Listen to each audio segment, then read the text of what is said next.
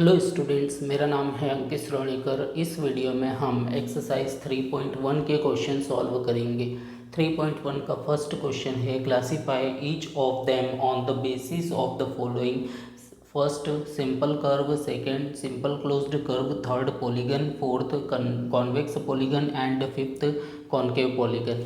हमें दिए गए फिगर को इन टर्म्स के हिसाब से क्लासीफाई करना है। सबसे पहले आप क्वेश्चन नंबर 1 के सभी फिगर्स को ध्यान से देख लो ताकि आप इनका क्लासिफिकेशन नीचे दी गई टर्म्स के हिसाब से आसानी से कर सकें।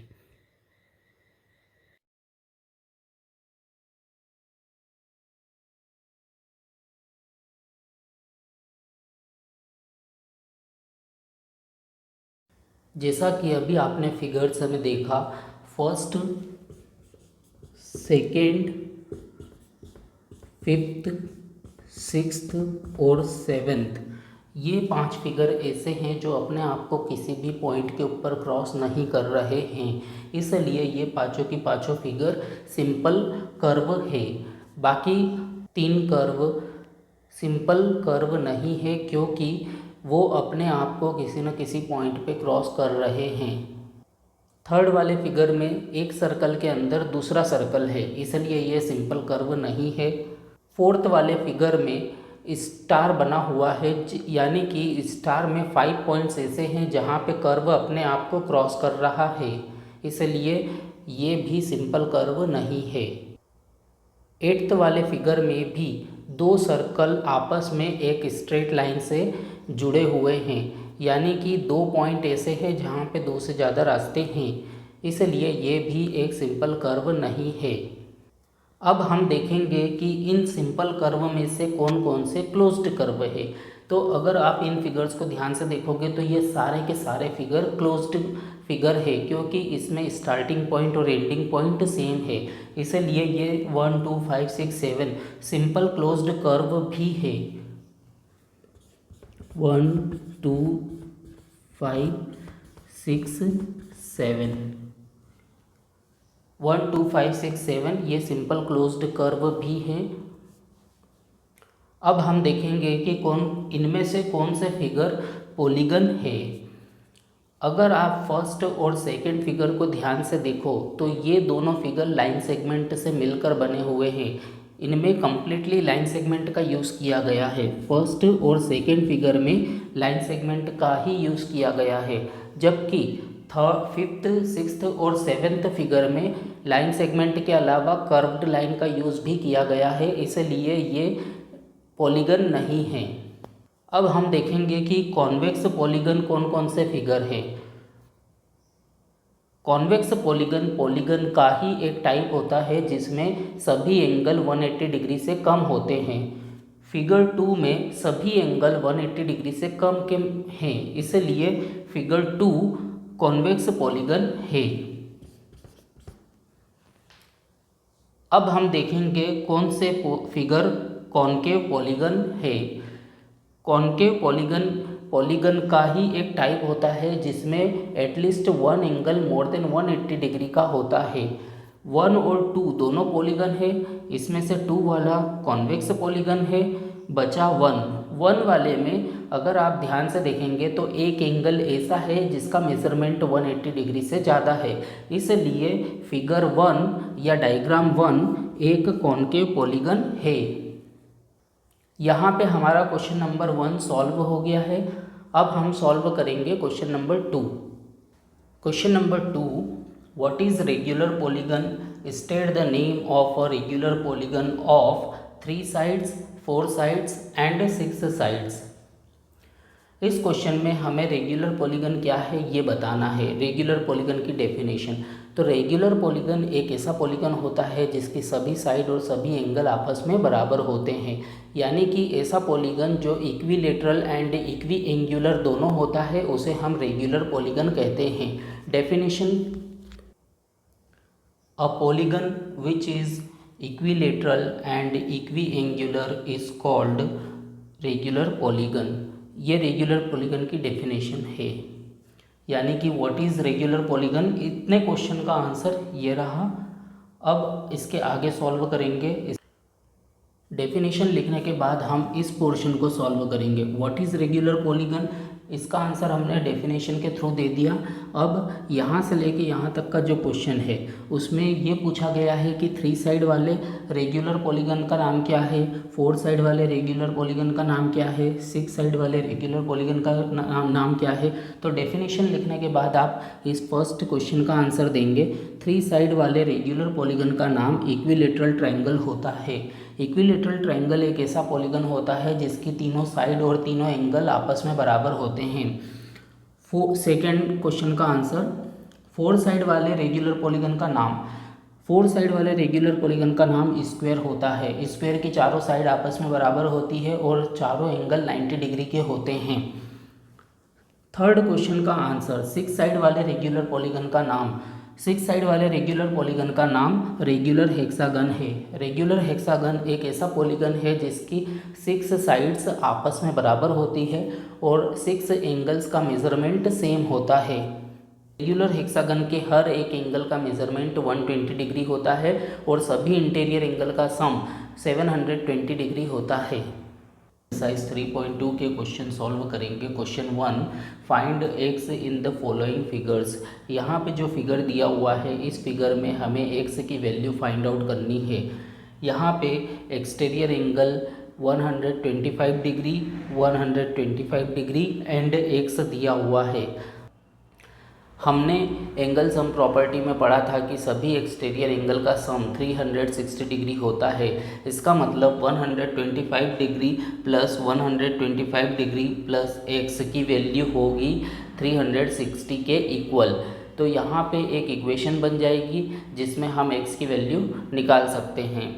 Question 1 A solution, 125 degree plus 125 degree plus x is equal to 360 degree. यहाँ ब्रैकेट में रीज़न आएगा एंगल सम प्रॉपर्टी या फिर एक्सटीरियर एंगल सम प्रॉपर्टी, या फिर आप लिख सकते हैं डिटेल में sum of all exterior angles of a polygon is always 360 degree. 125 degree plus 125 degree that means 250 degree plus x is equal to 360 degree, वैसा का वैसा लिखेंगे। फिर इस प्लस के 250 डिग्री को उधर भेजेंगे तो ये माइनस में हो जाएगा।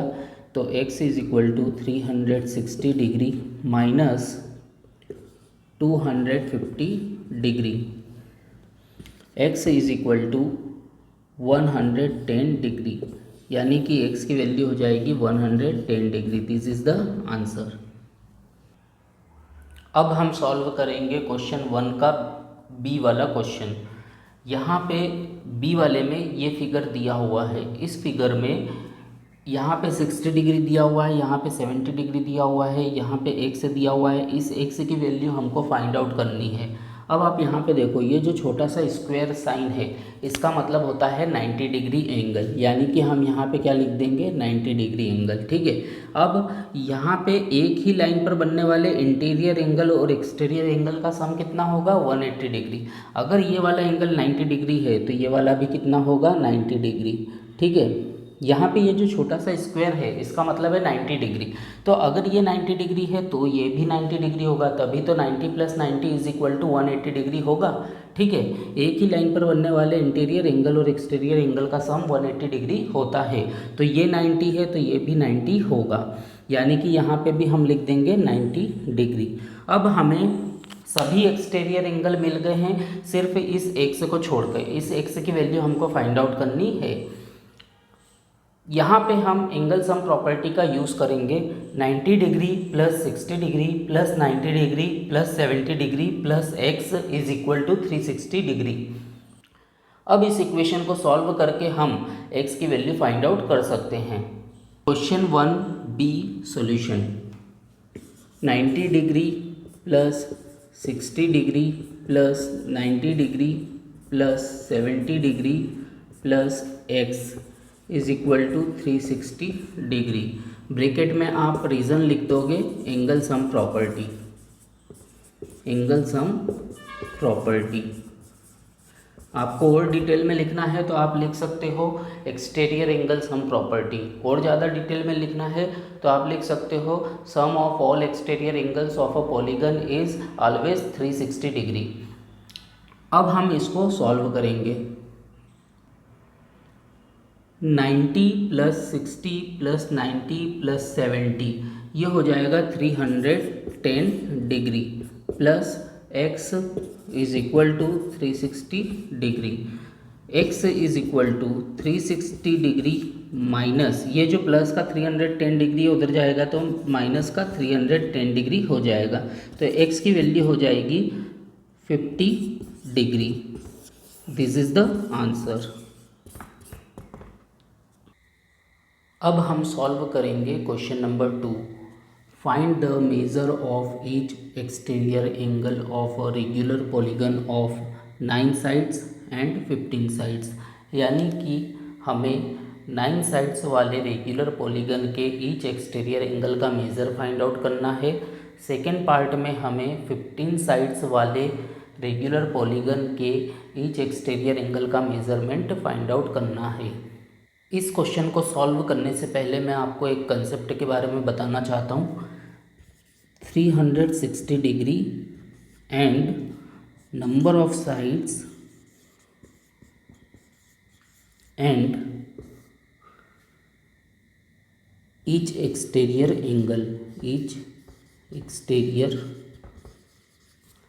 एंगल यहाँ पे मैं आपको ये बताना चाहता हूँ कि नंबर ऑफ़ साइड्स और ईच एक्सटीरियर एंगल के बीच में क्या रिलेशन है।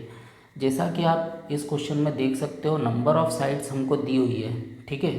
क्वेश्चन 2 के फर्स्ट पार्ट में नंबर ऑफ़ साइड्स कितनी है 9 और क्वेश्चन नंबर 2 के सेकंड पार्ट में नंबर ऑफ़ साइड्स कितनी है 15। यानी कि नंबर ऑफ़ साइड्स दी हुई है और ईच एक्सटीरियर एंगल का मेज़रमेंट पूछ रहा है ना। ये दिया हुआ है और ये पूछ रहा है, ठीक है।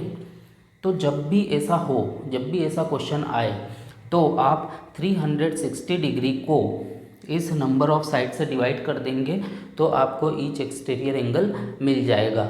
और अगर आपको क्वेश्चन में यहाँ नंबर ऑफ़ साइड्स की जगह ईच एक्सटीरियर एंगल दिया हुआ है और क्वेश्चन में नंबर ऑफ़ साइड से पूछ रहा है तो आप 360 डिग्री को ईच एक्सटीरियर एंगल से डिवाइड करेंगे तो आपको नंबर ऑफ़ साइड्स मिल जाएगी। यही रिलेशन है number of sides and each exterior angle के बीच में। अगर इन दो में से कोई सी एक वैल्यू दी हुई है तो दूसरी वैल्यू निकालने के लिए 360 डिग्री को उस पहली वैल्यू से डिवाइड कर देंगे।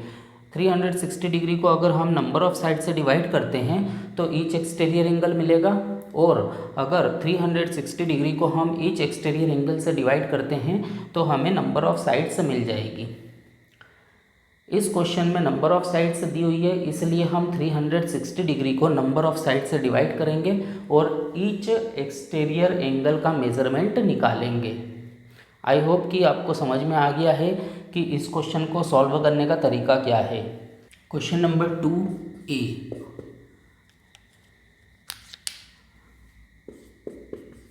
Each exterior angle is equal to 360 degree upon 9 से क्यों डिवाइड किया? क्योंकि नंबर ऑफ़ साइड्स हमें 9 दी हुई थी और एक्सटीरियर एंगल पूछ रहा है तो exterior angle is equal to 360 degree upon 9। 360 degree को जब हम 9 से डिवाइड करेंगे तो 40 डिग्री आएगा। This is the answer. यह हमारा फर्स्ट पार्ट सॉल्व हो गया ए वाला। अब हम बी वाले पार्ट को सॉल्व करेंगे, सेकंड पार्ट को। Each exterior angle is equal to 360 degree upon 15। Second वाले में हमको नंबर ऑफ़ साइड से 15 दी थी इसलिए हमने 360 डिग्री को 15 से डिवाइड किया एक्सटीरियर एंगल निकालने के लिए। Each exterior angle is equal to 360 degree upon 15। इसको जब हम सॉल्व करेंगे तो ये हो जाएगा 24। This is the answer.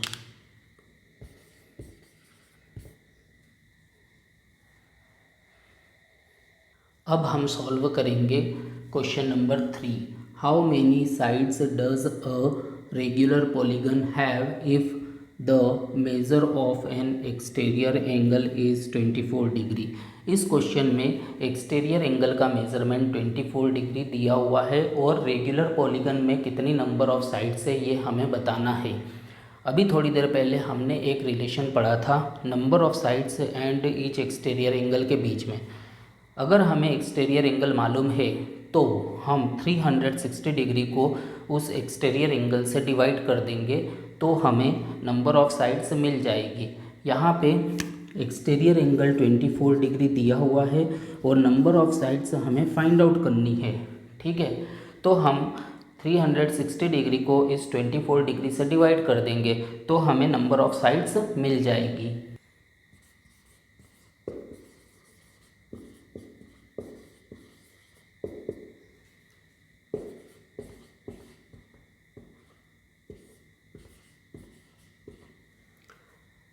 Number of sides is equal to 360 degree upon 24 degree. ये 24 डिग्री एक्सटीरियर एंगल का मेजरमेंट हमें दिया हुआ था, हमने 360 डिग्री को इस एक्सटीरियर एंगल से डिवाइड कर दिया। जब हम 360 डिग्री को 24 डिग्री से डिवाइड करेंगे तो ये 15 हो जाएगा। ठीक है, यानी कि number of sides regular polygon में नंबर ऑफ साइड्स 15 होगी। This is the answer. हम एक्सरसाइज 3.2 के क्वेश्चन नंबर 4, 5 एंड 6 सॉल्व करेंगे। Question number 4, how many sides does a regular polygon have if each of its interior angles is 165 degree. इस question में each interior angle का measurement 165 degree दिया हुआ है और पूछ रहा है कि रेगुलर पॉलीगन की नंबर ऑफ साइड्स कितनी होगी। अगर किसी रेगुलर पॉलीगन में ईच इंटीरियर एंगल का मेजरमेंट 165 डिग्री है तो उस रेगुलर पॉलीगन में कितने नंबर ऑफ साइड्स होंगे ये हमें बताना है। आपको ये मालूम है कि अगर ईच एक्सटीरियर एंगल दिया है तो 360 डिग्री को ईच एक्सटीरियर एंगल से डिवाइड करके हम नंबर ऑफ साइड्स निकाल लेते हैं, लेकिन इस क्वेश्चन में ईच एक्सटीरियर एंगल नहीं दिया हुआ है। इस क्वेश्चन में ईच इंटीरियर एंगल दिया हुआ है। इस क्वेश्चन में ईच इंटीरियर एंगल दिया हुआ है तो इस ईच इंटीरियर एंगल से हम ईच एक्सटीरियर एंगल निकालेंगे, फिर ईच एक्सटीरियर एंगल की मदद से हम नंबर ऑफ साइड्स निकालेंगे। आई होप कि आपको ये समझ में आ गया होगा कि हम इंटीरियर एंगल की मदद से एक्सटीरियर एंगल निकालेंगे, फिर इस एक्सटीरियर एंगल से इस 360 डिग्री को डिवाइड करके हम नंबर ऑफ साइड्स निकाल सकते हैं। Question 4 solution.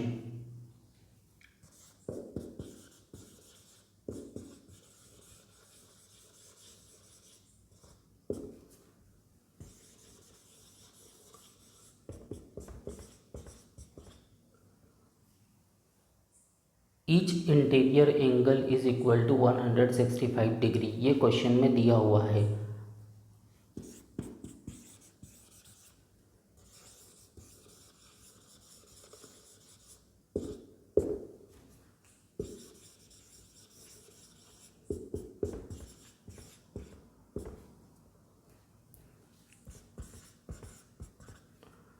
जब भी आपको ईच इंटीरियर एंगल दिया हुआ है तो आप ईच एक्सटीरियर एंगल निकालने के लिए उस ईच इंटीरियर एंगल को 180 डिग्री में से सब्ट्रैक्ट कर लेंगे तो आपको ईच एक्सटीरियर एंगल का मेज़रमेंट मिल जाएगा।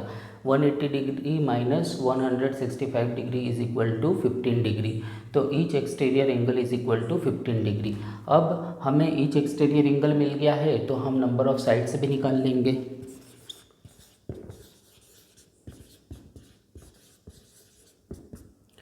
Number of sides is equal to 360 degree upon 15 degree.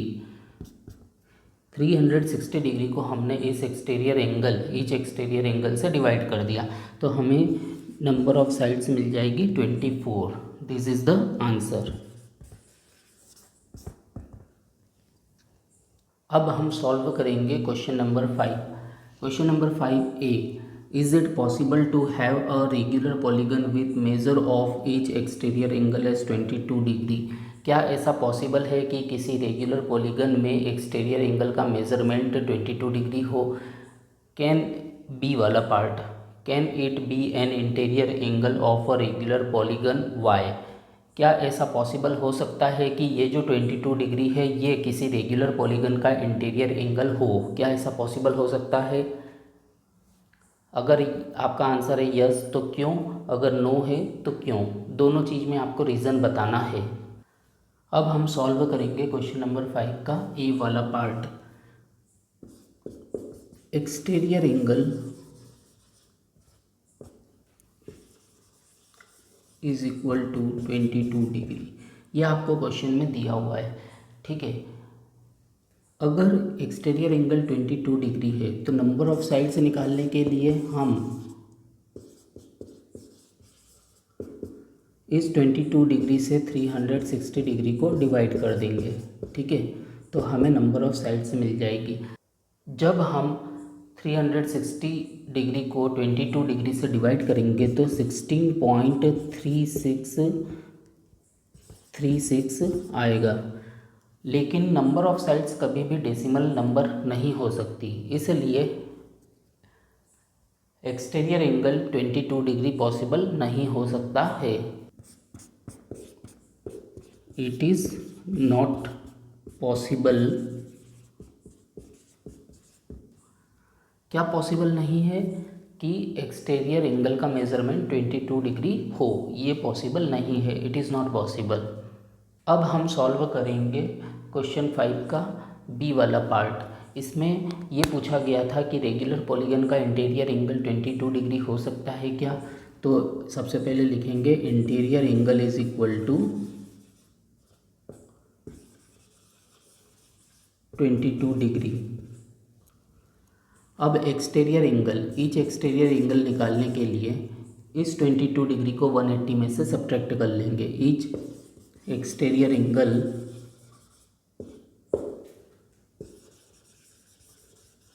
is equal to 180 degree minus 22 degree, that means 158 degree, ठीक है। हमने अब ईच एक्सटीरियर एंगल निकाल लिया तो नंबर ऑफ साइड्स भी निकल जाएगी। Number of sides is equal to 360 degree upon 158 degree. जब भी आपको नंबर ऑफ साइड से निकालना है तो 360 डिग्री को एक्सटीरियर एंगल से डिवाइड कर दो। जब भी हम 360 डिग्री को 158 डिग्री से डिवाइड करेंगे तो 200.7 आएगा। लेकिन नंबर ऑफ साइड्स कभी भी डेसिमल नंबर नहीं हो सकती, इसलिए इंटीरियर एंगल 22 डिग्री नहीं हो सकता है। It is not possible, it is not possible. अब हम सॉल्व करेंगे क्वेश्चन नंबर 6 का ए वाला पार्ट एंड बी वाला part. Question number 6 A, what is the minimum interior angle possible for a regular polygon why?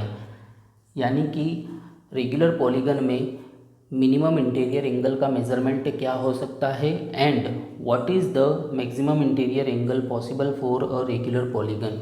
यानी कि एक regular polygon में एक्सटीरियर एंगल का मैक्सिमम मेजरमेंट क्या हो सकता है, ये हमें बताना है। इस क्वेश्चन को सॉल्व करने से पहले आप इस टेबल को समझो। इक्विलेटरल ट्रायंगल में 3 साइड होती है और इक्विलेटरल ट्रायंगल के हर एक इंटीरियर एंगल का मेजरमेंट 60 डिग्री और ईच एक्सटीरियर एंगल का मेजरमेंट 120 डिग्री होता है। स्क्वायर एक रेगुलर पॉलीगन है, इसमें 4 साइड होती है, इसके ईच इंटीरियर एंगल का मेजरमेंट 90 डिग्री और ईच एक्सटीरियर एंगल का मेजरमेंट 90 डिग्री होता है। रेगुलर पेंटागन, 5 साइड वाले पेंटागन जो कि रेगुलर हो उसे हम रेगुलर पेंटागन बोलते हैं। रेगुलर पेंटागन में 5 साइड होती है, इसका ईच इंटीरियर एंगल का मेजरमेंट 108 डिग्री होता है और ईच एक्सटीरियर एंगल का मेजरमेंट 72 डिग्री होता है। यानी कि यहाँ पे आप एक चीज़ ऑब्जर्व कर रहे हैं कि जब भी नंबर ऑफ साइड बढ़ रही है तो इंटीरियर एंगल का मेजरमेंट भी बढ़ रहा है और एक्सटीरियर एंगल का मेजरमेंट कम हो रहा है। क्वेश्चन में minimum interior angle and maximum exterior angle के बारे में पूछा गया है। ये सिर्फ इक्विलेटरल ट्रायंगल में ही पॉसिबल है। तो हम कह सकते हैं कि मिनिमम इंटीरियर एंगल का मेजरमेंट 60 डिग्री और मैक्सिमम इंटीरियर एंगल का मेजरमेंट 120 डिग्री होगा। क्वेश्चन नंबर 6A में मिनिमम इंटीरियर एंगल के बारे में पूछा गया था। मिनिमम इंटीरियर एंगल का मेजरमेंट 60 डिग्री होगा। एंड क्वेश्चन बी में मैक्सिमम एक्सटीरियर एंगल के बारे में पूछा गया था। मैक्सिमम एक्सटीरियर एंगल का मेजरमेंट 120 डिग्री होगा। अब रीज़न में आप यहाँ पे लिख सकते हैं equilateral triangle is a polygon in which minimum interior angle is 60 degree and maximum exterior angle is 120 degree. 3.3 के क्वेश्चन सॉल्व करेंगे।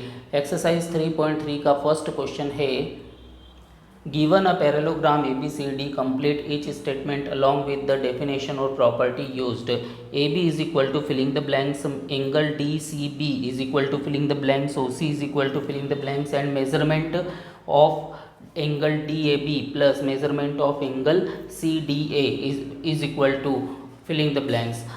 क्वेश्चन नंबर 1 में ABCD एक पैरेललोग्राम दिया हुआ है। इस पैरेललोग्राम में AD किसके बराबर है, एंगल DCB किसके बराबर है, OC के बराबर क्या होगा and measurement of angle DAB plus measurement of angle CDA के बराबर क्या होगा, ये हमें इस पैरेललोग्राम ABCD को देख के बताना है। और उसके बराबर ये क्यों है, इसके पीछे का स्टेटमेंट, इसके पीछे का रीज़न भी आपको देना है। ठीक है, यहाँ पे लिखा हुआ है complete each statement along with the definition और प्रॉपर्टी यूज्ड, यानी कि आप कौन सी प्रॉपर्टी यूज़ करके लिख रहे हैं कि इसके बराबर ये है, ये आपको बताना पड़ेगा ब्रैकेट में। क्वेश्चन नंबर 1 में AD is equal to filling the blanks दिया हुआ है, यानी कि ये पूछा गया है कि AD का मेजरमेंट किसके बराबर है, A से लेकर D तक का मेजरमेंट। ये पैरेललोग्राम की एक साइड है। ठीक है, हम पैरेललोग्राम में एक प्रॉपर्टी जानते हैं कि पैरेललोग्राम में अपोजिट साइड से बराबर होती है। तो AD के बराबर कौन होगा, उसकी अपोजिट साइड BC। ठीक है, यानी कि AD is equal to BC। तो हम यहाँ पे लिख सकते हैं AD is equal to BC, filling the blanks में लिख देंगे BC एंड ब्रैकेट में लिखेंगे रीज़न या स्टेटमेंट या प्रॉपर्टी बोल सकते हो। आप लिखोगे opposite sides of a parallelogram are equal. ठीक है,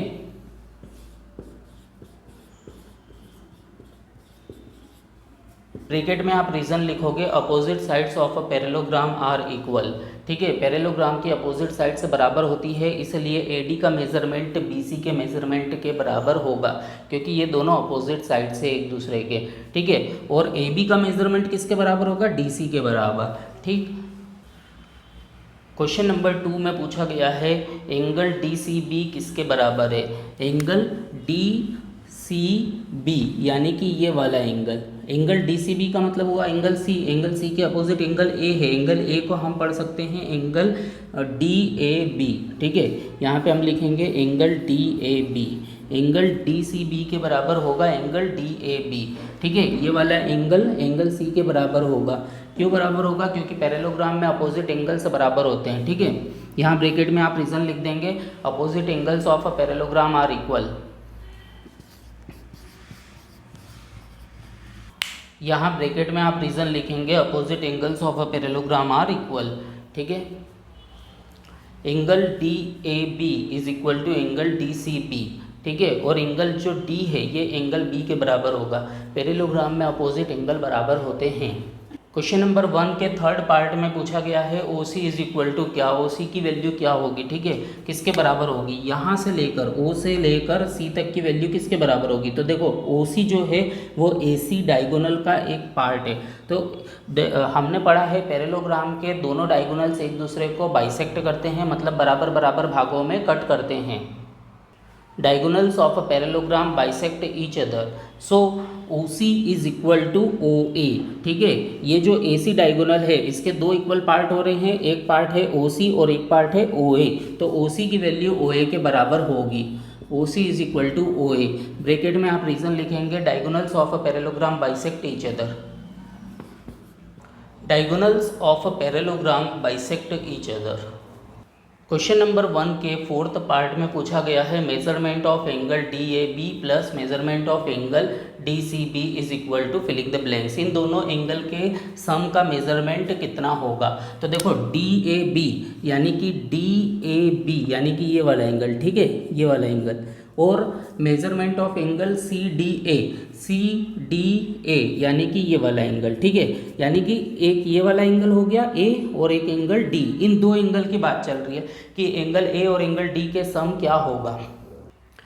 अगर आप ध्यान से देखेंगे तो एंगल ए और एंगल डी एक दूसरे के पास पास है, that means they are adjacent angles. और हमने पढ़ा है कि adjacent angles of a parallelogram are supplementary, यानी कि पैरेललोग्राम के एडजेसेंट एंगल का सम 180 डिग्री होता है। तो यहाँ पे एंगल ए और एंगल डी इन दोनों का सम 180 डिग्री होगा। तो हम फिलिंग द ब्लैंक्स में 180 डिग्री लिखेंगे और ब्रैकेट में रीजन लिखेंगे adjacent angles of a parallelogram are supplementary. Adjacent angles of a parallelogram are supplementary. अब हम सॉल्व करेंगे एक्सरसाइज 3.2 का question number 2। Question number 2, consider the following parallelograms, find the values of the unknowns X Y Z. यानी कि आपको question number 2 में parallelograms दिए हुए हैं। क्वेश्चन नंबर 2 में फाइव पार्ट्स हैं, ठीक है, 1 2 3 4 5, और पांचों में आपको पैरेललोग्राम्स दिए हुए हैं। उन पैरेललोग्राम्स में आपको ये जो एक्स वाई जेड दिया हुआ है, ठीक है, इनके वैल्यू फाइंड आउट करनी है। आपको ये पता करना है कि एक्स वाई जेड का मेजरमेंट कितना होगा। अब हम सॉल्व करेंगे क्वेश्चन नंबर 2 का फर्स्ट पार्ट। क्वेश्चन नंबर 1 जो है इसमें ये वाला फिगर दिया हुआ है। इस फिगर में एंगल बी का मेजरमेंट 100 डिग्री है और हमें एक्स वाई जेड की वैल्यू फाइंड आउट करनी है। अब अगर आप इस फिगर को ध्यान से देखोगे तो एंगल बी के सामने एंगल डी है जिसका मेजरमेंट वाई बताया गया है और एंगल बी का मेजरमेंट 100 डिग्री है। तो ये दोनों एंगल आपस में बराबर होंगे। क्यों बराबर होंगे? क्योंकि ये अपोजिट एंगल्स है। पैरेललोग्राम में अपोजिट एंगल्स बराबर होते हैं, इसलिए एंगल बी का मेजरमेंट एंगल डी के बराबर होगा, यानी कि y की वैल्यू 100 डिग्री होगी। ठीक है, एंगल b का मेजरमेंट 100 डिग्री, ये आपको ऑलरेडी गिवन है क्वेश्चन में। फिर y is equal to angle b होगा क्योंकि opposite angles of a parallelogram are equal. ठीक है,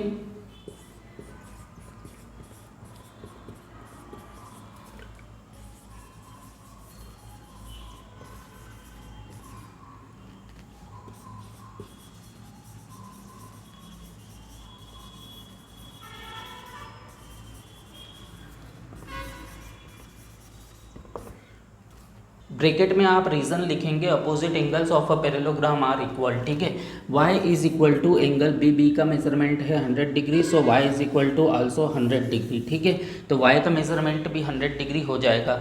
फिर आप यहाँ पे देखो कि एंगल y और z ये आपस में एडजेसेंट एंगल है। ठीक है, तो अब आप यहाँ पे ध्यान से देखो, एंगल y और एंगल z पास पास वाले एंगल्स है, दैट मीन्स ये एडजेसेंट एंगल्स है और पैरेललोग्राम में एडजेसेंट एंगल्स का सम 180 डिग्री होता है। तो हम लिखेंगे y plus z is equal to 180 degree. Bracket में रीजन आएगा adjacent angles of a parallelogram are supplementary.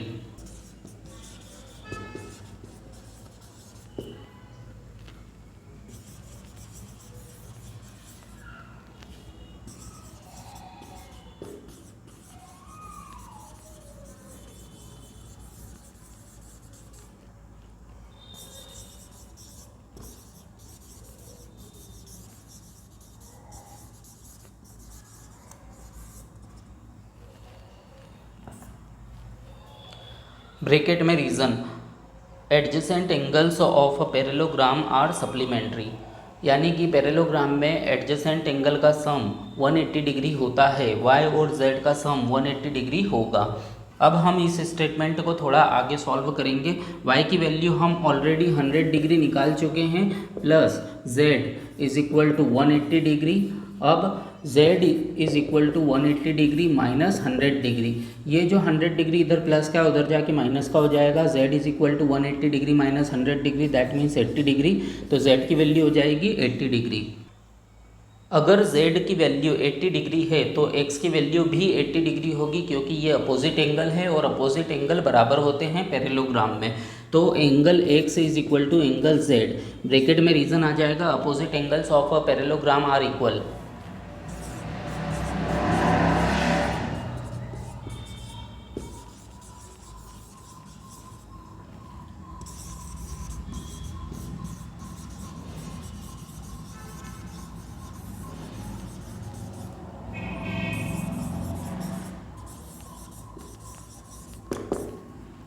Opposite angles of a parallelogram are equal.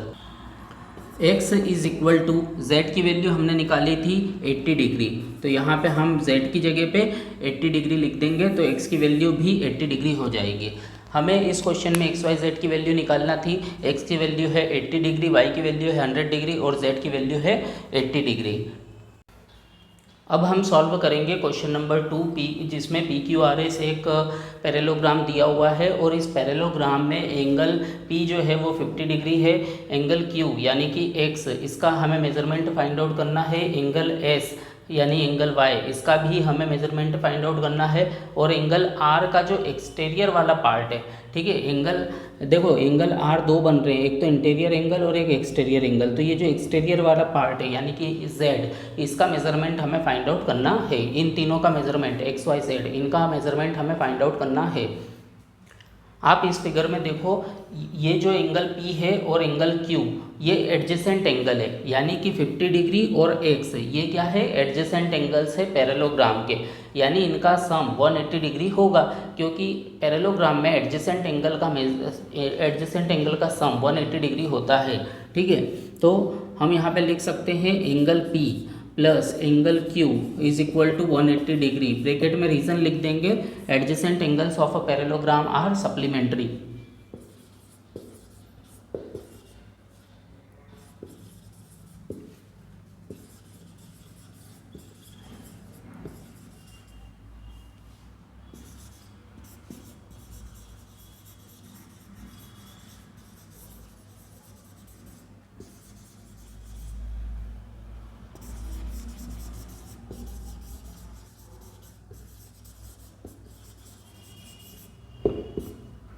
Adjacent angles of a parallelogram are supplementary, यानी कि parallelogram के जो adjacent angle होते हैं यानी जो पास पास वाले एंगल होते हैं उनका सम 180 डिग्री होता है।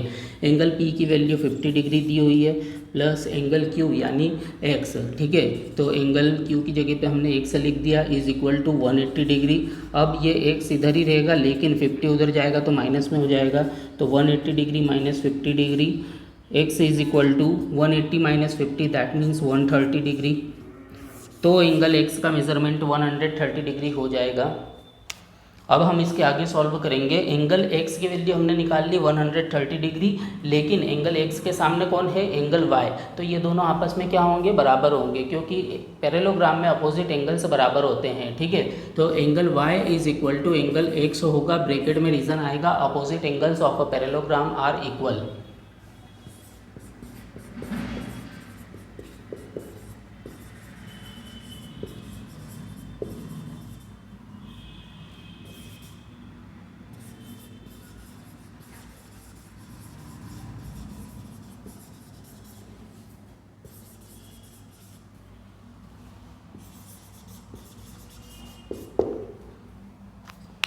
Opposite angles of a parallelogram are equal.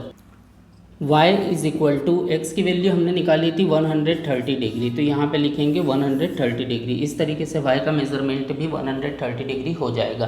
अब अगर आप इस फिगर को ध्यान से देखेंगे तो एंगल y और एंगल z ये अल्टरनेट इंटीरियर एंगल्स है, ठीक है, क्योंकि PS और QR पैरेलल लाइंस है और इन दोनों को SR जो है वो कट कर रही है। ठीक है, यानी कि SR ट्रांसवर्सल है and PS and QR parallel line से, तो ये angle Y and angle Z ये आपस में अल्टरनेट इंटीरियर एंगल्स होंगे और अल्टरनेट इंटीरियर एंगल्स बराबर होते हैं, इसलिए एंगल Y और एंगल Z आपस में बराबर होंगे।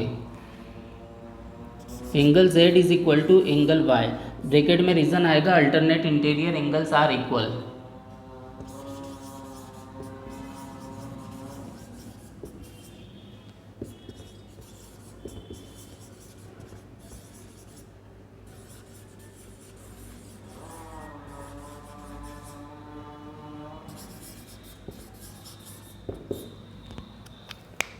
Angle Z is equal to angle Y, bracket में रीजन आएगा alternate interior angles are equal. ठीक है, angle Z is equal to Y की वैल्यू हम रख देंगे 130 डिग्री, तो Z की वैल्यू भी हो जाएगी 130 डिग्री। इस तरीके से हमने XYZ तीनों की वैल्यू निकाल ली। अब हम सॉल्व करेंगे क्वेश्चन नंबर 1 का थर्ड पार्ट या थर्ड क्वेश्चन। इस क्वेश्चन में ये वाला फिगर दिया हुआ है।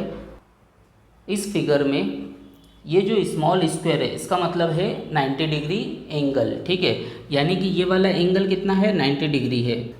अब इस एंगल के वर्टिकली अपोजिट एंगल है एंगल एक्स, और वर्टिकली अपोजिट एंगल्स आपस में बराबर होते हैं। जब भी कोई दो लाइन एक दूसरे को कट करती है किसी पॉइंट पे, मान लो ओ पे कट कर रही है, ठीक है, तो ये वाला एंगल ये वाले एंगल के बराबर होगा और ये वाला एंगल ये वाले एंगल के बराबर होगा।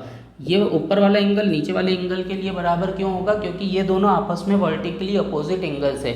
और ये वाला एंगल इस एंगल के बराबर होगा क्योंकि ये दोनों भी आपस में वर्टिकली अपोजिट एंगल्स है, ठीक है। उसी तरीके से यहाँ पे 90 डिग्री और एक्स ये दोनों वर्टिकली अपोजिट एंगल्स है, इसलिए ये दोनों आपस में बराबर होंगे। तो अगर ये वाला एंगल 90 डिग्री है तो ये एंगल एक्स भी 90 डिग्री होगा, तो एक्स की वैल्यू 90 डिग्री हो जाएगी। Angle x is equal to 90 degree, bracket में रीजन लिखेंगे vertically opposite angles are equal.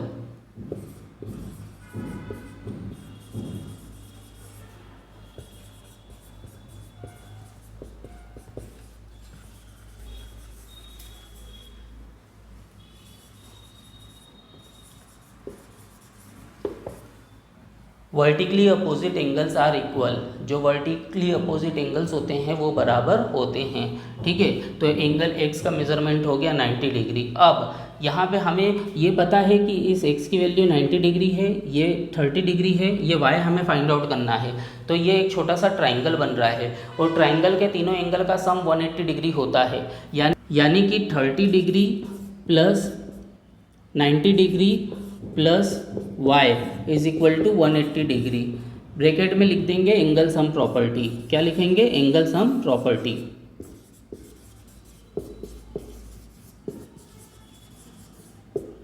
Angle sum property of a triangle.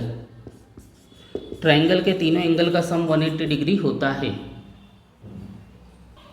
30 plus 90 that means 120 degree plus y is equal to 180 degree. अब ये 120 degree उधर जाके minus में हो जाएगा, y is equal to 180 degree minus 120 degree, y is equal to 180 minus 120 that means 60 degree. तो y की value हो जाएगी 60 डिग्री। इस y की वैल्यू हो जाएगी 60 डिग्री। अब हमें एंगल z निकालना है। अगर आप ध्यान से देखें तो ये वाली साइड, ये जो साइड है, ये वाली साइड इस साइड के पैरेलल है और इनको ये वाली साइड बीच वाला जो डायगोनल है ये कट कर रहा है। इसका मतलब एंगल y और angle z alternate interior angles है और अल्टरनेट इंटीरियर एंगल्स आपस में बराबर होते हैं, तो एंगल y और एंगल z आपस में बराबर होंगे। Angle z is equal to angle y, angle z is equal to angle y, bracket में रीजन आ जाएगा alternate interior angles are equal. Alternate interior angles are equal, यानी कि जो अल्टरनेट इंटीरियर एंगल्स होते हैं वो आपस में बराबर होते हैं। z is equal to angle y का मेजरमेंट 60 डिग्री, तो एंगल z का मेजरमेंट भी 60 डिग्री होगा। हमने x y z तीनों की वैल्यू निकाल ली। x की वैल्यू 90 डिग्री, y की वैल्यू 60 डिग्री एंड z की वैल्यू भी 60 डिग्री है। अब हम सॉल्व करेंगे क्वेश्चन नंबर 1 का फोर्थ पार्ट। इस पार्ट में एक्स वाई जेड की वैल्यू निकालना है और ये वाला एंगल 80 डिग्री दिया हुआ है। इस 80 डिग्री के पास में एंगल एक्स है, यानी कि एक्स और 80 डिग्री एडजेसेंट एंगल है, यानी कि इन दोनों का सम 180 डिग्री होगा। Angle x plus 80 degree is equal to 180 degree. Bracket में रीजन लिखेंगे adjacent angles of a parallelogram are supplementary. adjacent angles of a parallelogram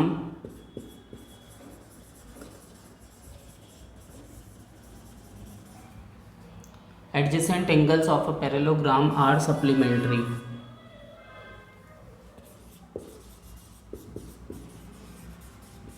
supplementary. x is equal to 180 degree minus 80 degree. ये जो 80 degree है ये उधर जाके minus में हो जाएगा। x is equal to 100 degree angle x का मेज़रमेंट 100 डिग्री निकला है। अब आप यहाँ पे देखो एंगल वाई और एंगल 80 डिग्री ये दोनों एक दूसरे के अपोजिट एंगल्स है, इसलिए ये आपस में बराबर होंगे क्योंकि पैरेललोग्राम में अपोजिट एंगल्स बराबर होते हैं। Angle y is equal to 80 degree, bracket में रीज़न आ जाएगा opposite angles of a parallelogram are equal. Opposite angles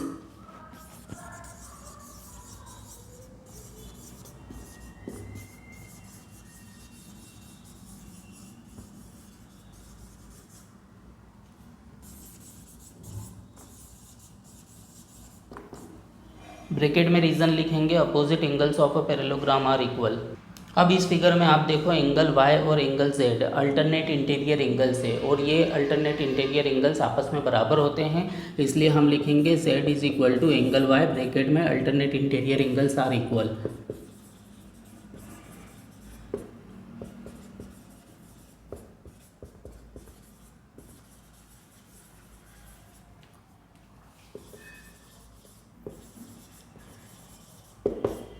alternate interior angles are equal. z is equal to angle y का measurement 80 degree है तो angle z का measurement भी 80 degree होगा। x y z तीनों की वैल्यू निकाल ली, x की वैल्यू 100 डिग्री, y की वैल्यू 80 डिग्री और z की वैल्यू भी 80 डिग्री है। अब हम सॉल्व करेंगे क्वेश्चन नंबर 1 का 5th पार्ट। इस 5th पार्ट में ये वाला फिगर दिया हुआ है।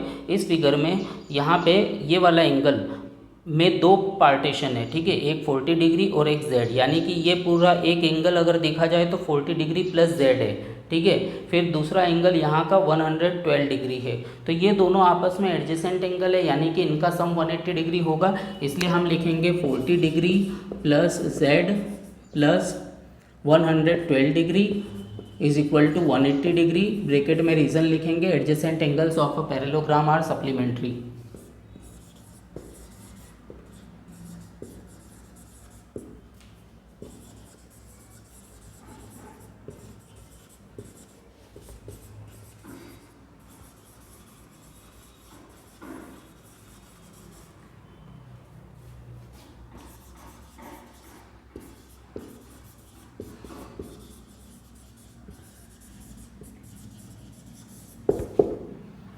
ब्रैकेट में रीज़न आएगा adjacent angles of a parallelogram are supplementary, यानी कि पैरेललोग्राम के जो एडजेसेंट एंगल्स होते हैं यानी पास पास वाले एंगल्स होते हैं उनका सम 180 डिग्री होता है।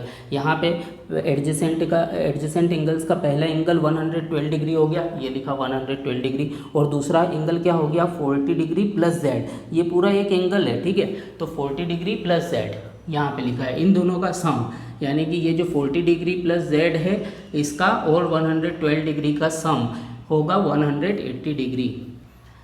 जब ये ब्रैकेट ओपन होगा तो ये 40 डिग्री इस 112 डिग्री के साथ ऐड होके 152 डिग्री हो जाएगा, plus z is equal to 180 degree. अब z is equal to 180 degree minus 152 degree, ये जो 152 डिग्री उधर जाके माइनस हो जाएगा। z इज इक्वल टू 180 में से 152 डिग्री को सब्ट्रैक्ट करेंगे तो 28 डिग्री आएगा, यानी कि z का मेजरमेंट हो जाएगा 28 डिग्री। ये जो एंगल z है इसका मेजरमेंट है 28 डिग्री, ठीक है।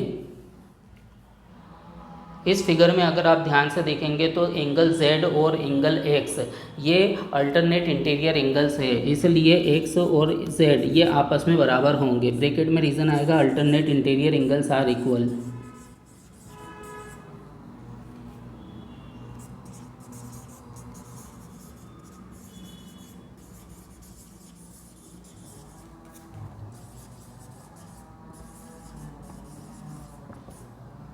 Alternate interior angles are equal. तो हम इसको आगे सॉल्व करेंगे। x is equal to z, z की वैल्यू है 28 डिग्री, तो यहाँ पे लिख देंगे 28 डिग्री। इस तरीके से x की वैल्यू भी हो गई 28 डिग्री। ये जो एंगल x है इसका मेजरमेंट भी 28 डिग्री है। अब आप इस फिगर को ध्यान से देखो, यहाँ पे ऊपर वाले ट्राइंगल यानी कि एंगल y और 40 डिग्री और 28 डिग्री, इन तीनों का सम 180 डिग्री होगा। ऊपर वाले ट्राइंगल में ट्राइंगल के तीनों एंगल का सम क्या होता है 180 डिग्री, ठीक है। तो y प्लस ये वाला y plus 28 degree plus 40 degree, ठीक है, इनका सम कितना होगा 180 degree. 180 degree. Reason angle sum property, angle sum property of triangle, angle sum property of a triangle.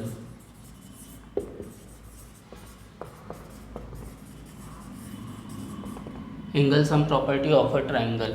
y plus, इन दोनों को प्लस करेंगे तो ये हो जाएगा 68 degree is equal to 180 degree.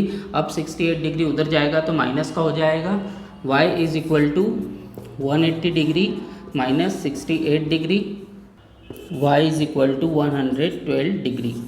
This is the answer. ठीक है, x की वैल्यू 28 डिग्री, y की वैल्यू अभी निकाली 112 डिग्री एंड z की वैल्यू 28 डिग्री।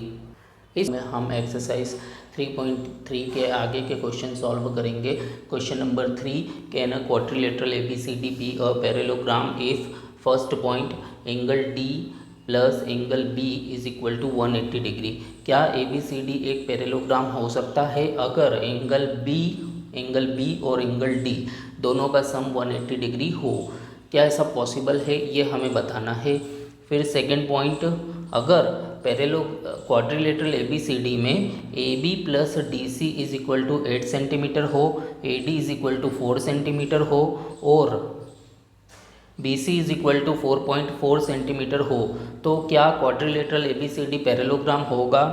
थर्ड पार्ट, अगर angle A is equal to 70 degree है और angle C is equal to 65 degree है, तो क्या क्वाड्रिलेटरल ABCD पैरेललोग्राम होगा? तो ये इस चीज़ का आंसर हमें देना है। क्वेश्चन 3 के फर्स्ट पार्ट में ये पूछा गया है कि अगर एंगल B और एंगल D का सम 180 डिग्री है तो क्या क्वाड्रिलेटरल ABCD एक पैरेललोग्राम होगा? तो इस क्वेश्चन का आंसर है कि हो भी सकता है और नहीं भी हो सकता है ना। It can be a parallelogram और मे नॉट बी। इसका रीज़न ये है कि देखो यहाँ पे अगर दो एंगल B और एंगल D का सम 180 डिग्री है, ठीक है, जैसे कि मान लो एक पैरेललोग्राम हमने बनाया ABCD, ठीक है, ये ABCD हमने एक पैरेललोग्राम बनाया, तो ये वाला एंगल B और एंगल D इनका सम 180 डिग्री है, लेकिन पैरेललोग्राम में अपोजिट एंगल बराबर होते हैं, यानी कि ये दोनों एंगल बराबर होना चाहिए। ठीक है, तो एंगल B और एंगल D का सम 180 डिग्री है और अगर एंगल B और एंगल D बराबर है, इसका मतलब एंगल B का मेज़रमेंट 90 डिग्री होना चाहिए और एंगल D का मेज़रमेंट भी 90 डिग्री होना चाहिए। लेकिन ऐसा ज़रूरी तो नहीं है। देखो कोई सा पैरेललोग्राम, कोई सा फिगर ऐसा भी हो सकता है जिसमें इन दोनों का मेज़रमेंट अलग हो और दोनों का सम 180 डिग्री हो, जैसे कि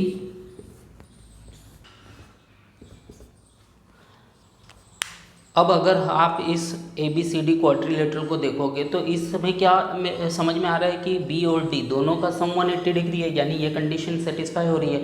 लेकिन क्या ये एक पैरेललोग्राम है? नहीं है, क्योंकि इसमें अपोजिट एंगल बराबर नहीं है। ठीक है, पैरेललोग्राम में क्या होता है, अपोजिट एंगल बराबर होते हैं, लेकिन यहाँ पे अपोजिट एंगल बराबर नहीं है, लेकिन B और D का सम 180 डिग्री है। यहाँ पे अपोजिट एंगल बराबर है और B और D का सम 180 डिग्री है। तो ABCD क्वाड्रिलेटरल पैरेललोग्राम कब होगा? जब एंगल B और एंगल D दोनों का मेज़रमेंट 90 डिग्री हो, लेकिन ऐसा ज़रूरी तो नहीं है कि वो हमेशा 90 डिग्री हो। ठीक है, यहाँ पे ऐसा हम डिफरेंट तरीके के फिगर भी बना सकते हैं जिसमें ऐसा ज़रूरी नहीं है कि वो दोनों 90 के हो, लेकिन उनका सम 180 डिग्री आएगा। तो ये अकेली कंडीशन प्रूफ नहीं कर सकती कि ABCD क्वाड्रिलेटरल पैरेललोग्राम है, इसलिए हम ऐसा बोल सकते हैं कि अगर ये कंडीशन सेटिस्फाई हो रही है तो क्वाड्रिलेटरल ABCD पैरेललोग्राम हो भी सकता है और नहीं भी हो सकता है। It can be a parallelogram but it is not necessarily. Answer, quadrilateral ABCD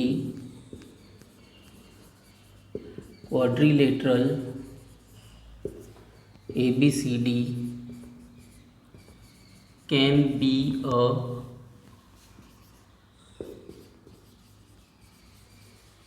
parallelogram but it is not necessarily,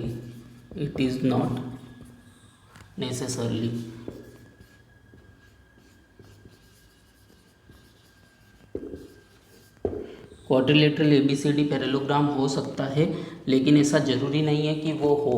ठीक है, नहीं होगा तो भी ये कंडीशन सेटिस्फाई हो सकती है। हम इस कंडीशन के बेसिस पे ये नहीं बोल सकते हैं कि ABCD क्वाड्रिलेटरल पैरेललोग्राम जरूर होगा।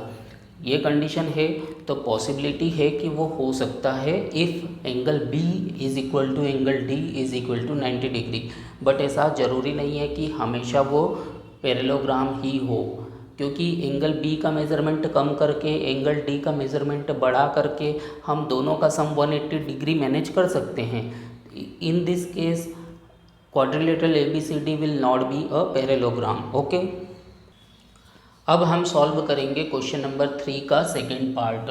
AB plus DC is equal to 8 centimetre. तो सपोज़ कि AB का मेज़रमेंट 4 सेंटीमीटर है एंड DC का मेज़रमेंट भी 4 सेंटीमीटर है, तो ये दोनों का सम 8 सेंटीमीटर हो गया। अब बोल रहा है कि AD is equal to 4 centimetre, ये A से लेकर D को 4 सेंटीमीटर बोला गया है and BC is equal to 4.4 centimetre. BC का मेज़रमेंट 4.4 सेंटीमीटर बोला गया है। अब आप खुद ही इस क्वाड्रिलेटरल को देख के समझो कि क्या ये एक पैरेललोग्राम है। पहले आप सोचो, क्या ये पैरेललोग्राम हो सकता है? आंसर है नहीं। क्यों नहीं हो सकता? क्योंकि यहाँ पे ये दो साइड तो बराबर है, लेकिन ये वाली अपोजिट साइड बराबर नहीं है। पैरेललोग्राम में अपोजिट साइड बराबर होती है, तो यहाँ पे तो कंडीशन सेटिस्फाई हो रही है, लेकिन यहाँ पे कंडीशन सेटिस्फाई हो रही है क्या? नहीं हो रही है। ठीक है, AD का मेजरमेंट BC के बराबर नहीं है। Opposite sides AD and BC are not equal, इसलिए हम बोलेंगे कि ये क्वाड्रिलेटरल पैरेललोग्राम नहीं है। Quadrilateral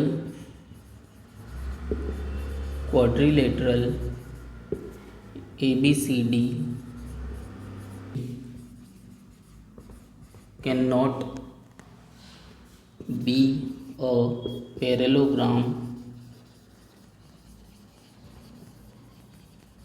because opposite sides are not equal. Because opposite sides are not equal.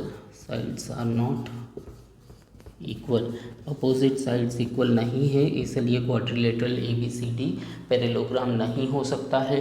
कौन कौन सी अपोजिट साइड्स इक्वल नहीं है? AD is not equal to BC। देखो, AD का मेज़रमेंट दिया हुआ है 4 और BC का मेज़रमेंट है 4.4। ठीक है, AD का मेज़रमेंट 4 सेंटीमीटर है और BC का मेज़रमेंट 4.4 सेंटीमीटर है।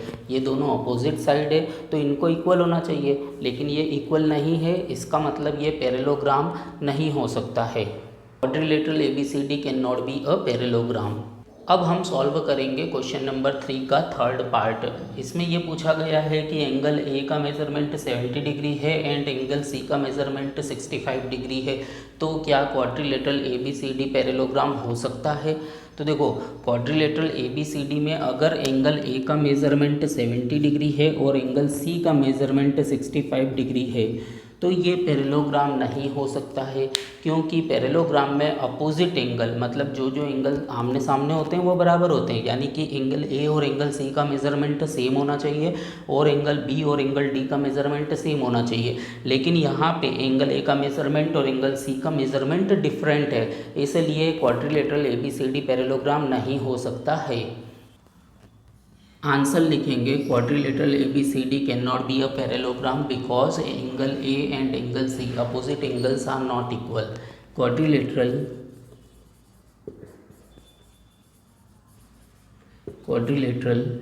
ABCD can not be a parallelogram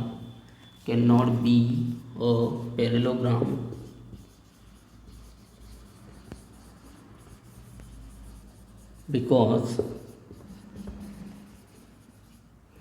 opposite angles are not equal. Opposite angles are not equal. opposite angles equal नहीं है। Angle A is not equal to angle C, इसलिए quadrilateral ABCD parallelogram नहीं हो सकता है। अब हम सॉल्व करेंगे एक्सरसाइज 3.3 का question number 4। Question number 4. Draw a rough figure of a quadrilateral that is not a parallelogram but has exactly two opposite angles of equal measure. यानी कि आपको एक ऐसा क्वाड्रिलेटरल ड्रॉ करना है जो कि एक पैरेललोग्राम नहीं हो, that is not a parallelogram, जो कि पैरेललोग्राम ना हो, but has exactly two opposite angles of each equal measure. यानी कि क्वाड्रिलेटरल जो है वो पैरेललोग्राम नहीं होना चाहिए और उसमें दो अपोजिट एंगल बराबर होना चाहिए। तो सपोज़ ABCD एक पैरेललोग्राम है, तो मान लिया कि बी और डी एंगल, ठीक है, बी और डी एंगल आपस में बराबर है, तो ए और सी एंगल आपस में बराबर नहीं होना चाहिए, क्योंकि यहाँ पे बोला गया है exactly two opposite angles of equal measure, यानी कि केवल दो एंगल का मेज़रमेंट सेम हो सकता है, बाकी के दो एंगल का मेज़रमेंट सेम नहीं हो सकता। क्वाड्रिलेटरल में 4 एंगल होते हैं जिसमें से 2 का मेज़रमेंट सेम हो सकता है, 2 का मेज़रमेंट सेम नहीं होना चाहिए, और क्वाड्रिलेटरल ABCD पैरेललोग्राम नहीं होना चाहिए। ऐसा क्वाड्रिलेटरल हमें ड्रॉ करना है। तो ऐसा क्वाड्रिलेटरल केवल काइट होता है, क्योंकि काइट में अपोजिट एंगल का एक पेयर ऐसा होता है जिसमें अपोजिट एंगल्स बराबर होते हैं, और अपोजिट एंगल का दूसरा पेयर ऐसा होता है जिसमें अपोजिट एंगल बराबर नहीं होते हैं। इसका मतलब इस फिगर में इनडायरेक्टली ये हमसे काइट ड्रॉ करने के लिए बोल रहा है। तो इस फिगर के आंसर में हम काइट ड्रॉ करेंगे।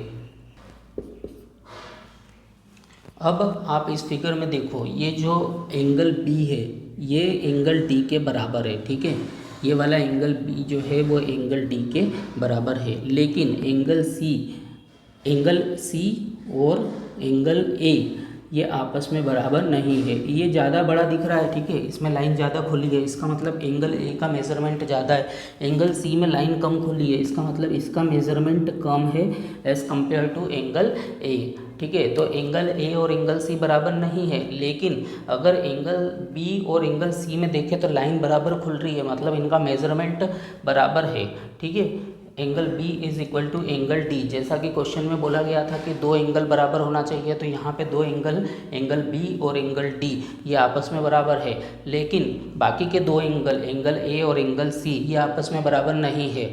और बोला गया था कि क्वाड्रिलेटरल ABCD पैरेललोग्राम नहीं होना चाहिए, तो यहाँ पे ABCD पैरेललोग्राम नहीं है, ये एक काइट है।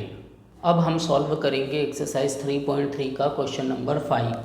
The measures of two adjacent angles of a parallelogram are in the ratio 3:2. Find the measure of each of the angles of the parallelogram. यानी कि आपको पैरेललोग्राम के टू एडजेसेंट एंगल्स का मेज़रमेंट दिया हुआ है रेशो में। रेशो क्या है? 3:2, ठीक है। And find the measure of each of the angles of the parallelogram, यानी कि आपको पैरेललोग्राम के हर एक एंगल का मेज़रमेंट फाइंड आउट करना है।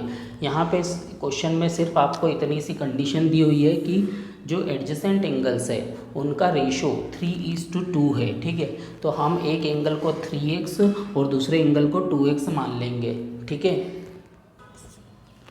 सपोज़ ABCD एक पैरेललोग्राम है और इस पैरेललोग्राम में एंगल A और एंगल B का रेशो 3:2 है, तो हम एंगल A को 3x मान लेंगे और एंगल B को 2x मान लेंगे, ठीक है। Let angle A is equal to 3x and angle B is equal to 2x।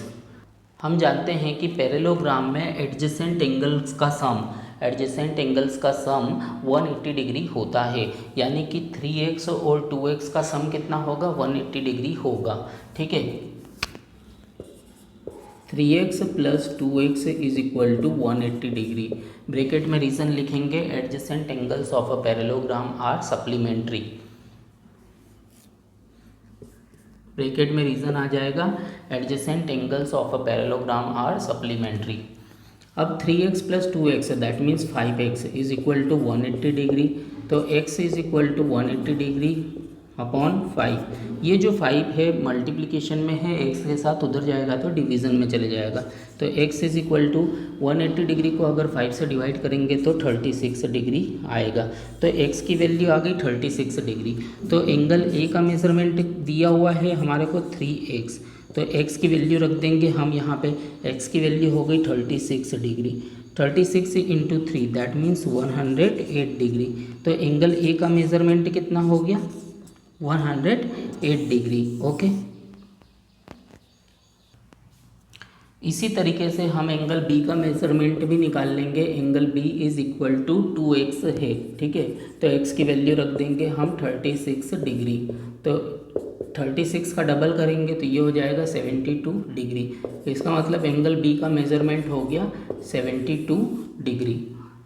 Parallelogram में अपोजिट एंगल्स बराबर होते हैं, इसलिए एंगल ए का मेज़रमेंट और एंगल सी का मेज़रमेंट सेम होगा।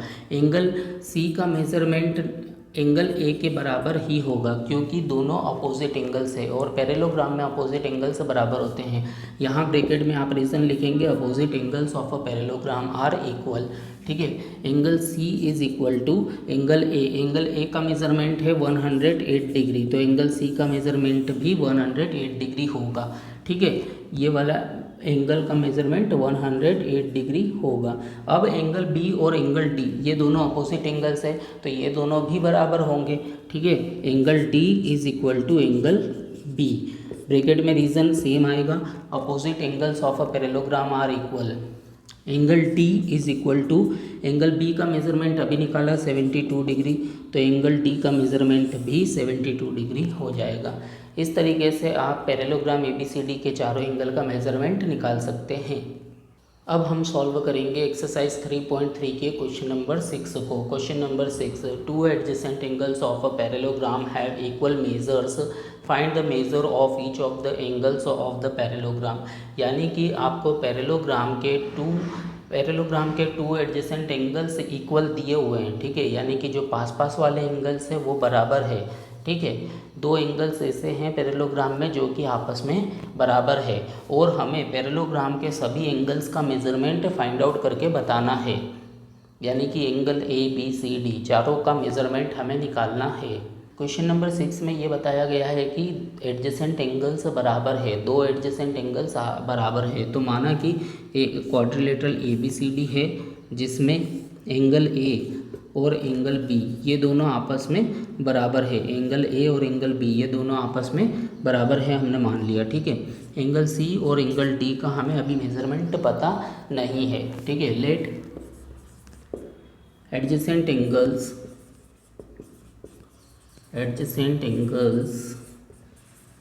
Angle A and angle B are equal, ठीक है। ये हमने मान लिया कि एंगल ए और एंगल बी बराबर है। Angle A is equal to angle B, ये हमने मान लिया क्योंकि क्वेश्चन में बोला गया था कि पैरेललोग्राम में दो एडजेसेंट एंगल्स बराबर है, ठीक है। हम जानते हैं कि पैरेललोग्राम में एडजेसेंट एंगल्स का सम 180 डिग्री होता है, तो इसका मतलब एंगल ए और एंगल बी का सम 180 डिग्री होगा। ब्रैकेट में रीज़न आएगा adjacent angles of a parallelogram are supplementary, यानी कि पैरेललोग्राम में एडजेसेंट एंगल्स का सम 180 डिग्री होता है। एडजेसेंट एंगल्स मतलब ये जो पास पास वाले एंगल्स है, ये पैरेललोग्राम में ये जो पास पास वाले एंगल्स होते हैं इनका सम 180 डिग्री होता है। तो angle A plus angle B is equal to 180 degree होगा, ठीक है। अब angle A plus angle B की जगह पे हम एंगल ए लिख सकते हैं क्योंकि दोनों बराबर है, तो यहाँ पे हमने एंगल ए लिख दिया, एंगल बी की जगह पे एंगल ए लिख दिया, is equal to 180 degree. Angle A plus angle A that means two angle A, जैसे कि x plus x is equal to 2x होता है ना, उसी तरीके से angle a plus angle a is equal to 2 angle a, ठीक है, 180 डिग्री यहाँ पे। अब ये जो 2 इधर मल्टीप्लिकेशन में उधर जाएगा तो डिवाइड में हो जाएगा, तो angle a is equal to 180 degree upon 2, that means angle a is equal to 90 degree, ठीक है। तो ये जो एंगल ए है इसका मेज़रमेंट निकला 90 डिग्री। तो एंगल बी और एंगल ए बराबर है इसलिए ये भी 90 डिग्री होगा, ठीक है। एंगल ए और एंगल बी बराबर है इसलिए अगर एंगल ए का मेज़रमेंट 90 डिग्री है तो एंगल बी का मेज़रमेंट भी 90 डिग्री होगा। अब angle C is equal to angle A, bracket में रीज़न आ जाएगा opposite angles of a parallelogram are equal. That means अगर ये वाला 90 डिग्री है तो ये भी 90 डिग्री होना चाहिए, क्योंकि पैरेललोग्राम में अपोजिट एंगल्स बराबर होते हैं। Angle C is equal to angle A, angle A का मेजरमेंट 90 डिग्री है, यहाँ पे लिख दिया, तो एंगल सी का मेजरमेंट भी 90 डिग्री हो गया। ठीक है, angle D is equal to angle B. ठीक है, एंगल डी जो है वो एंगल बी के बराबर होगा, क्योंकि ये दोनों अपोजिट एंगल्स हैं और पैरेललोग्राम में अपोजिट एंगल्स बराबर होते हैं। यहाँ ब्रैकेट में आप रीज़न लिखेंगे, opposite angles of a parallelogram are equal. Angle D is equal to angle B का मेजरमेंट 90 डिग्री यहाँ पे लिख देंगे, तो इस तरीके से एंगल डी का मेजरमेंट भी 90 डिग्री हो जाएगा। Angle D is equal to 90 degree. इस क्वेश्चन में हमें पैरेललोग्राम के चारों एंगल्स फाइंड आउट करने के लिए बोला गया था। हमने सभी एंगल निकाल लिए, सभी एंगल का मेजरमेंट 90 डिग्री है। एक्सरसाइज 3.3 का क्वेश्चन नंबर 7 सॉल्व करेंगे। The adjacent figure hope HOPE hope is a parallelogram. Find the angle measures x, y and z। State the properties you use to find them. यानी कि आपको एक parallelogram HOPE hope दिया हुआ है। इस parallelogram में आपको एंगल x, y और z फाइंड आउट करना है। इस फिगर में HE पैरेलल है OP के एंड HP इन दोनों लाइंस को कट कर रही है, तो एंगल Y और एंगल 40 डिग्री ये दोनों आपस में बराबर होंगे। क्यों बराबर होंगे? क्योंकि ये अल्टरनेट इंटीरियर एंगल्स है और अल्टरनेट इंटीरियर एंगल्स इक्वल होते हैं। Y is equal to 40 degree, bracket में रीज़न आएगा alternate interior angles are equal. इस फिगर में देखो HE पैरेलल है OP के एंड HO ट्रांसवर्सल है, तो ये जो एंगल H है, ये जो पूरा एंगल है 40 डिग्री प्लस Z, ये बराबर होगा इस 70 डिग्री के, क्योंकि ये करस्पॉन्डिंग एंगल्स है। 40 degree plus Z is equal to 70 degree, bracket में रीज़न आ जाएगा करस्पॉन्डिंग एंगल्स आर इक्वल। ठीक है, Z is equal to 70 degree minus 40 degree, Z is equal to 30 degree. तो Z का मेज़रमेंट हो गया 30 डिग्री, Y का मेज़रमेंट है 40 डिग्री। अब हमें X का मेज़रमेंट निकालना है। एंगल X यानी कि एंगल E। ठीक है, एंगल E और एंगल H ये पैरेललोग्राम के एडजेसेंट एंगल्स है, इसलिए इनका सम 180 डिग्री होगा। तो angle E plus angle H is equal to 180 degree, bracket में रीज़न आएगा adjacent angles of a parallelogram are supplementary, यानी कि पैरेललोग्राम के एडजेसेंट एंगल्स का सम 180 डिग्री होता है। एंगल E की जगह पे हम X लिखेंगे, प्लस एंगल H की जगह पे हम 40 डिग्री प्लस Z लिखेंगे। ठीक है, 40 degree plus Z is equal to 180 degree. अब X प्लस 40 डिग्री प्लस ये Z की वैल्यू हम जानते हैं 30 डिग्री है, तो यहाँ पे 30 डिग्री लिखेंगे is equal to 180 degree. 40 plus 30 that means 70 degree हो जाएगा। ठीक है, is equal to 180 degree. X plus 70 degree is equal to 180 degree. अब इसको और आगे सॉल्व करेंगे। X is equal to 180 degree minus 70 degree, ये जो 70 डिग्री प्लस का है उधर जाके माइनस का हो जाएगा। X is equal to 180 degree minus 70 degree that means 110 degree. तो यहाँ पे हमने x, y, z तीनों की वैल्यू निकाल ली। x की वैल्यू है, आंसर में आप लिख सकते हैं कि x की वैल्यू है 110 डिग्री, y की वैल्यू है 40 डिग्री एंड z की वैल्यू है 30 डिग्री। ठीक है, एक्सरसाइज 3.3 का क्वेश्चन नंबर 8 सॉल्व करेंगे। क्वेश्चन नंबर 8 में दो पार्ट है, 1 एंड 2। ठीक है, question number 8, the following figures guns and runs are parallelograms, find x and y, lengths are in centimetre. देखो आपको गन्स नाम का एक पैरेललोग्राम दिया हुआ है और फर्स्ट वाले पार्ट में, और सेकंड वाले पार्ट में रन्स नाम का एक पैरेललोग्राम दिया हुआ है। दोनों पैरेललोग्राम में आपको x और y की वैल्यू फाइंड आउट करनी है। तो पहले हम क्वेश्चन नंबर 8 का फर्स्ट पार्ट सॉल्व करेंगे, यानी कि ये वाले फिगर में x, y की वैल्यू निकालेंगे। क्वेश्चन नंबर 8 के फर्स्ट पार्ट में यहाँ पे अगर आप देखेंगे GUNS ये एक पैरेललोग्राम है और पैरेललोग्राम में अपोजिट साइड से बराबर होती है, इसलिए 3x का मेज़रमेंट 18 सेंटीमीटर के बराबर होगा। ठीक है, 3x इज इक्वल टू 18। ठीक है, ब्रैकेट में रीज़न आ जाएगा opposite sides of a parallelogram are equal. ठीक है, अब ये जो 3 मल्टीप्लिकेशन में उधर जाएगा तो डिवाइड में हो जाएगा, x is equal to 18/3, that means x is equal to 6। अब अगर आप देखेंगे तो 3y - 1 यानी कि GU इक्वल है इस 26 सेंटीमीटर के यानी कि SN के। ठीक है, GU और SN अपोजिट साइड से, इसलिए ये बराबर होगी। तो 3y - 1 is equal to 20, 3y - 1 is equal to 26। Bracket में रीज़न आ जाएगा opposite sides of a parallelogram are equal. 3y is equal to 26 + 1, ये जो -1 है उधर जाके +1 हो जाएगा।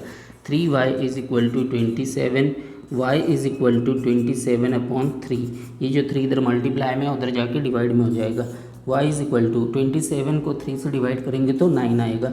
इसका मतलब y की वैल्यू 9 है और x की वैल्यू 6 है। अगर आप चाहे तो आप आंसर में लिख सकते हैं x is equal to 6 centimetre and y is equal to 9 centimetre. अब हम सॉल्व करेंगे क्वेश्चन नंबर 8 का सेकंड पार्ट, जिसमें RUNS यानी कि रंस नाम का एक पैरेललोग्राम दिया हुआ है और इस पैरेललोग्राम में हमें XY की वैल्यू फाइंड आउट करनी है। अगर आप देखेंगे इस फिगर को ध्यान से तो इस फिगर में 2 डायगोनल्स एक दूसरे को कट कर रहे हैं और 4 पार्ट बन रहे हैं और हर एक पार्ट का कुछ ना कुछ मेज़रमेंट दिया हुआ है। ठीक है, तो इन्हीं मेज़रमेंट की सहायता से हमें XY की वैल्यू फाइंड आउट करनी है। हम जानते हैं कि पैरेललोग्राम में डायगोनल्स एक दूसरे को बाइसेक्ट करते हैं, इसलिए डायगोनल्स का ये वाला पार्ट इस पार्ट के बराबर होगा, यानी कि y + 7 इज इक्वल टू 20। ठीक है, ब्रैकेट में रीज़न आ जाएगा diagonals of a parallelogram bisect each other, y is equal to 20 - 7, that means y is equal to 13। y की वैल्यू हो गई 13 सेंटीमीटर। अब हमें x की वैल्यू निकालना है, तो अगेन सेम प्रॉपर्टी हम यूज़ करेंगे। पैरेललोग्राम के डायगोनल्स एक दूसरे को बाइसेक्ट करते हैं, इसलिए ये वाला पार्ट इस पार्ट के बराबर होगा, यानी कि x + y इक्वल होगा 16 सेंटीमीटर के। ब्रैकेट में reason diagonals of a parallelogram bisect each other. x + y की वैल्यू हमने रख दी 13 इज इक्वल टू 16, तो x की वैल्यू हो जाएगी 16 - 13, that means x is equal to 3, तो x की वैल्यू हो जाएगी 3 सेंटीमीटर। आंसर में आप लिख सकते हैं x is equal to 3 centimetre and y is equal to 13 centimetre. Exercise 3.3 का क्वेश्चन नंबर 9 सॉल्व करेंगे। क्वेश्चन नंबर 9 में रिस्क एंड क्लू नाम के 2 पैरेललोग्राम्स दिए हुए हैं और हमें x का मेज़रमेंट फाइंड आउट करना है। इस फिगर में RISK ये एक पैरेललोग्राम है और CLUE क्लू नाम का ये दूसरा पैरेललोग्राम है। यहाँ पे हमने एंगल S, ये जो इस छोटे से ट्रायंगल में ये जो एंगल S है उसको हमने एंगल 1 और इस वाले एंगल को हमने, इस एंगल E को हमने एंगल 2 मान लिया है। सबसे पहले हम एंगल 1 और एंगल 2 का मेज़रमेंट निकालेंगे, फिर हम इस छोटे ट्रायंगल में एंगल सम प्रॉपर्टी का यूज़ करके x की वैल्यू फाइंड आउट करेंगे। अगर आप फिगर को ध्यान से देखें तो रिस्क वाले पैरेललोग्राम में एंगल K और एंगल S यानी एंगल 1 एक दूसरे के एडजेसेंट एंगल्स है, इसलिए इन दोनों का सम 180 डिग्री होगा, यानी कि 120 degree plus angle 1 is equal to 180 degree होगा। ब्रैकेट में reason adjacent angles of a parallelogram are supplementary, यानी कि पैरेललोग्राम के एडजेसेंट एंगल्स का सम 180 डिग्री होता है। Angle 1 is equal to 180 degree minus 120 degree, angle 1 is equal to 60 degree. ये हमने एंगल 1 का मेज़रमेंट निकाल लिया। अब अगर आप फिगर को दोबारा ध्यान से देखें तो इस फिगर में एंगल L और एंगल 2 एक दूसरे के अपोजिट एंगल्स है, पैरेलल से लिए ये दोनों आपस में बराबर होंगे, तो एंगल 2 का मेज़रमेंट 70 डिग्री होगा। ब्रैकेट में रीज़न आ जाएगा opposite angles of a parallelogram are equal. इस तरीके से हमने एंगल 1 और एंगल 2 का मेज़रमेंट निकाल लिया। अब हम इस छोटे से ट्रायंगल में एंगल सम प्रॉपर्टी का यूज़ करके x की वैल्यू फाइंड आउट करेंगे। Angle 1 plus angle 2 plus x is equal to 180 degree. Bracket में रीज़न आ जाएगा angle sum property of a triangle, यानी कि ट्राइंगल के तीनों एंगल का सम 180 डिग्री होता है। एंगल 1 का मेजरमेंट है 60 डिग्री प्लस एंगल 2 का मेजरमेंट है 70 degree plus x is equal to 180 degree.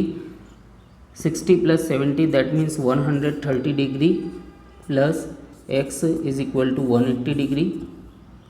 X is equal to 180 degree minus 130 degree यानी कि 50 डिग्री।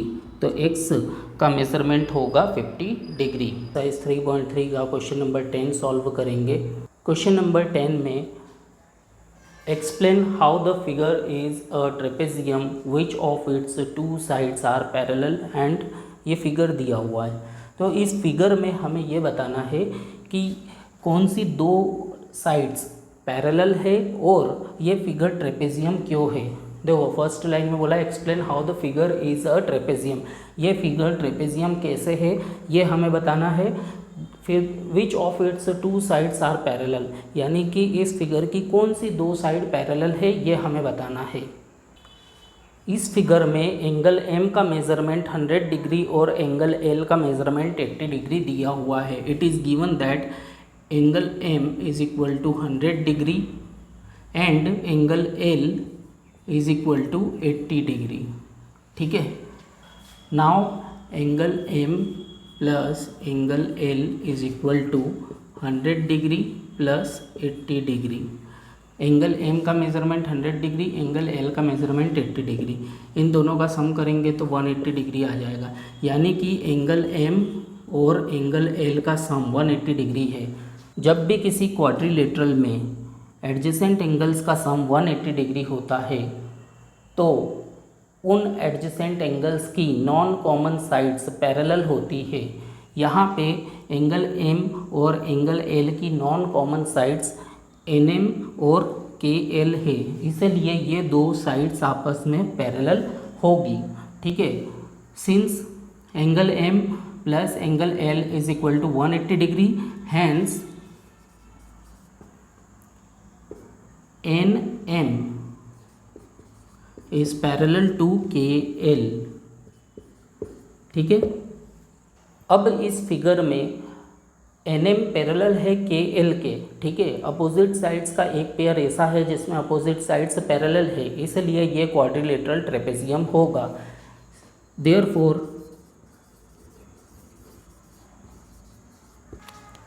क्वाड्रिलेटरल KLMN में ये दो साइड्स पैरेलल है, इसलिए क्वाड्रिलेटरल KLMN एक ट्रेपेजियम होगा। ठीक है, since NM is parallel to KL, therefore quadrilateral KLMN is a trapezium. Question में यही पूछा गया था कि ये ट्रेपेजियम क्यों है, तो इसमें अपोजिट साइड्स का एक पेयर ऐसा है जिसमें अपोजिट साइड्स पैरेलल है, इसलिए ये एक ट्रेपेजियम है। और पूछा गया था कि कौन सी दो साइड्स पैरेलल है, तो आंसर है NM एंड KL, ये दो साइड्स पैरेलल है, इसलिए ये एक ट्रेपेजियम है। हेलो स्टूडेंट्स, इस वीडियो में हम एक्सरसाइज 3.3 का क्वेश्चन नंबर 11 सॉल्व करेंगे। Question number 11, find measure of angle C in figure if AB is parallel to DC। ये जो गिवन फिगर है, इस फिगर में AB साइड पैरेलल है DC के और हमें एंगल C का मेज़रमेंट फाइंड आउट करना है। यहाँ पे हमें एंगल B का मेज़रमेंट दिया हुआ है, एंगल B का मेज़रमेंट है 120 डिग्री। ठीक है, और हमें दिया हुआ है कि AB पैरेलल है DC के, AB जो है AB साइड पैरेलल है DC के, इसलिए ये जो एंगल B और एंगल C है इनका सम 180 डिग्री होगा। ठीक है, तो angle B plus angle C is equal to 180 degree. क्यों? क्योंकि AB पैरेलल है DC के, इसलिए एंगल B और एंगल C का सम 180 डिग्री होगा। एंगल B की जगह पे हम 120 डिग्री लिख देंगे, plus measurement of angle C is equal to 180 degree, angle C is equal to 180 degree minus 120 degree, angle C is equal to 60 degree. ठीक है, एंगल C का मेज़रमेंट निकालना था, तो एंगल C का मेज़रमेंट है 60 degree. This is the answer. अगर आप हेलो स्टूडेंट्स, इस वीडियो में हम एक्सरसाइज 3.3 का क्वेश्चन नंबर 12 सॉल्व करेंगे। Question number 12, find the measure of angle P and angle S if SP is parallel to RQ in figure. ये जो figure दिया हुआ है इसमें SP पैरेलल है RQ के और हमें एंगल Q का मेज़रमेंट 130 डिग्री दिया हुआ है। हमें एंगल P और S का मेज़रमेंट फाइंड आउट करना है। Solution: it is given that measure of angle Q is equal to 130 degree and angle R is equal to 90 degree। यहाँ पे ये जो छोटा सा स्क्वायर दिया हुआ है, ठीक है, इसका मतलब होता है 90 डिग्री मेज़रमेंट। तो एंगल R का मेज़रमेंट हमें दिया हुआ है 90 डिग्री और हमें क्या दिया हुआ है कि SP पैरेलल है RQ के, ठीक है, ये क्वेश्चन में दिया हुआ है SP is parallel to RQ।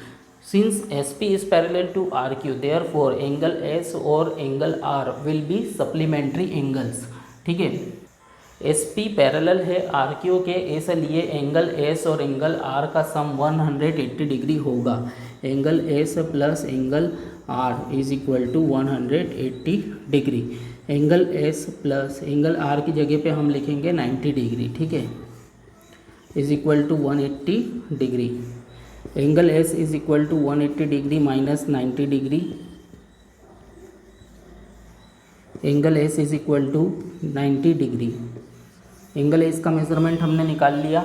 अब हम एंगल P का मेज़रमेंट निकालेंगे। एंगल S का मेज़रमेंट कितना निकला? 90 डिग्री। ठीक है, SP is parallel to RQ। ठीक है, SP जो है वो RQ के पैरेलल है, इसलिए एंगल P और एंगल Q का सम 180 डिग्री होगा। Angle P plus angle Q is equal to 180 degree. ठीक है, इसके आगे का मैं यहाँ पे सॉल्व कर रहा हूँ। Angle P plus angle Q का मेज़रमेंट 130 डिग्री है। ठीक है, तो यहाँ पे लिखेंगे 130 degree is equal to 180 degree. Angle P is equal to 180 degree minus 130 degree. Angle P is equal to 180 minus 130 that means 50 degree. तो एंगल P का मेज़रमेंट हो जाएगा 50 डिग्री। यहाँ पे एंगल P का मेज़रमेंट होगा 50 डिग्री। आंसर में हम लिखेंगे angle P is equal to 50 degree and angle S is equal to 90 degree. ठीक है, क्वेश्चन में हमसे एंगल P और एंगल S का मेज़रमेंट पूछा गया था। एंगल P का मेज़रमेंट 50 डिग्री है और एंगल S का मेज़रमेंट 90 डिग्री है। अब इस वीडियो में हम एक्सरसाइज 3.4 का क्वेश्चन नंबर 1 सॉल्व करेंगे। Question number 1, state whether true और फॉल्स। हमें ट्रू और फॉल्स बताना है। First point, all rectangles are squares. क्या सभी रेक्टेंगल्स स्क्वायर होते हैं? तो आंसर है नो, क्योंकि रेक्टेंगल स्क्वायर की सभी प्रॉपर्टीज़ को सेटिस्फाई नहीं करता है। स्क्वायर की सभी साइड बराबर होती है, लेकिन रेक्टेंगल में सिर्फ अपोजिट साइड्स बराबर होती है, इसलिए सभी रेक्टेंगल स्क्वायर नहीं होते हैं। तो इसका आंसर हो जाएगा फॉल्स।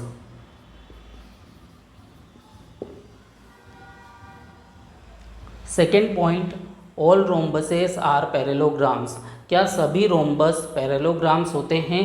तो आंसर है यस, क्योंकि रोम्बस पैरेलोग्राम की सभी प्रॉपर्टीज़ को सेटिस्फाई करता है। पैरेलोग्राम में अपोजिट साइड्स पैरेलल होती है और इक्वल होती है। रोम्बस में भी opposite sides parallel and equal होती है, इसलिए सभी रोम्बस पैरेलोग्राम्स होते हैं। This statement is true. Next statement, all squares are rhombuses and also rectangles. क्या सभी स्क्वायर रोम्बस एंड रेक्टेंगल होते हैं? तो आंसर है यस, इट इज़ ट्रू। क्यों ट्रू है? क्योंकि स्क्वायर रोम्बस की और रेक्टेंगल की सभी प्रॉपर्टीज़ को सेटिस्फाई करता है। रोम्बस में सभी साइड बराबर होती है, स्क्वायर में भी सभी साइड बराबर होती है। रेक्टेंगल में अपोजिट साइड्स इक्वल होती है और पैरेलल होती है और हर एक एंगल का मेज़रमेंट 90 डिग्री होता है।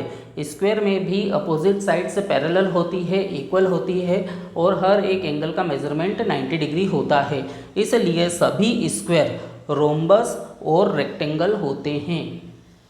अब D point, all squares are not parallelograms. क्या सभी स्क्वायर पैरेललोग्राम्स नहीं होते हैं? तो ये स्टेटमेंट फॉल्स है। क्यों फॉल्स है? क्योंकि सभी स्क्वायर्स पैरेललोग्राम्स होते हैं, लेकिन ये बोल रहा है नहीं होते हैं, इसलिए ये फॉल्स है। स्क्वायर पैरेललोग्राम्स की सभी प्रॉपर्टीज़ को सेटिस्फाई करता है, इसलिए सभी स्क्वायर्स पैरेललोग्राम्स होते हैं। पैरेललोग्राम में अपोजिट साइड्स पैरेलल होती है, स्क्वायर में भी अपोजिट साइड्स पैरेलल होती है, इसलिए सभी स्क्वायर पैरेललोग्राम्स होते हैं। ई वाला point, all kites are rhombuses, ये स्टेटमेंट फॉल्स है। ये स्टेटमेंट फॉल्स है क्योंकि सभी काइट्स रोम्बस नहीं हो सकती है। रोम्बस में सभी साइड्स बराबर होती है, लेकिन काइट में सभी साइड बराबर नहीं होती है, इसलिए सभी काइट्स कभी भी रोम्बस नहीं हो सकती है। लेकिन इसका उल्टा पॉसिबल है कि देखो, ऑल रोम्बसेस आर काइट्स, सभी रोम्बस काइट्स होते हैं, तो ये ट्रू है। ये ट्रू क्यों है? क्योंकि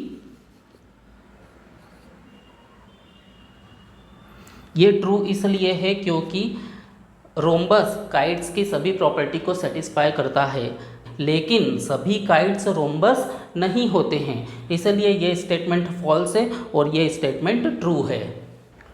अब हम सॉल्व करेंगे जी एंड एच। जी वाले स्टेटमेंट में ऑल पैरेललोग्राम्स आर ट्रेपेजियम, ये दिया हुआ है। क्या सभी पैरेललोग्राम्स ट्रेपेजियम होते हैं? तो आंसर है यस। देखो, ट्रेपेजियम में अपोजिट साइड्स का एक पेयर ऐसा होता है जिसमें अपोजिट साइड्स पैरेलल होती है, जबकि पैरेललोग्राम में तो अपोजिट साइड्स के दोनों पेयर ऐसे होते हैं जिसमें अपोजिट साइड्स पैरेलल होती है। यानी कि पैरेललोग्राम ट्रेपेजियम की कंडीशन को सेटिस्फाई कर रहा है। हम बोल सकते हैं कि पैरेललोग्राम ट्रेपेजियम की सभी प्रॉपर्टीज़ को सेटिस्फाई कर रहा है, इसलिए all parallelograms are trapezium, this is true. Now all squares are trapeziums. Trapezium में अपोजिट साइड्स का एक पेयर ऐसा होता है जिसमें अपोजिट साइड्स पैरेलल होती है। स्क्वायर में अपोजिट साइड्स के दोनों पेयर ऐसे होते हैं जिसमें अपोजिट साइड्स पैरेलल होती है।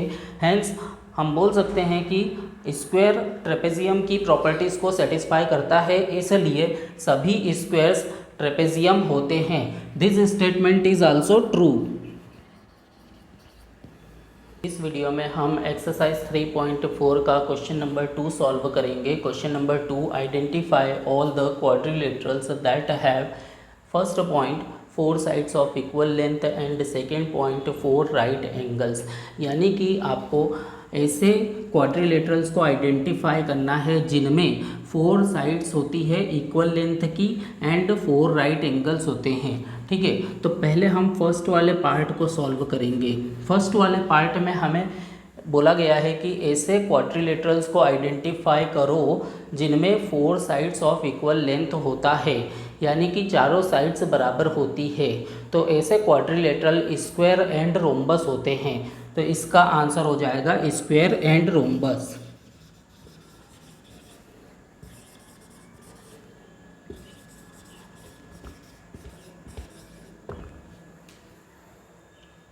ए का आंसर हो जाएगा स्क्वायर एंड रोम्बस, क्योंकि स्क्वायर और रोम्बस में सभी साइड्स बराबर होती है। अब हम बी वाले पार्ट को सॉल्व करेंगे।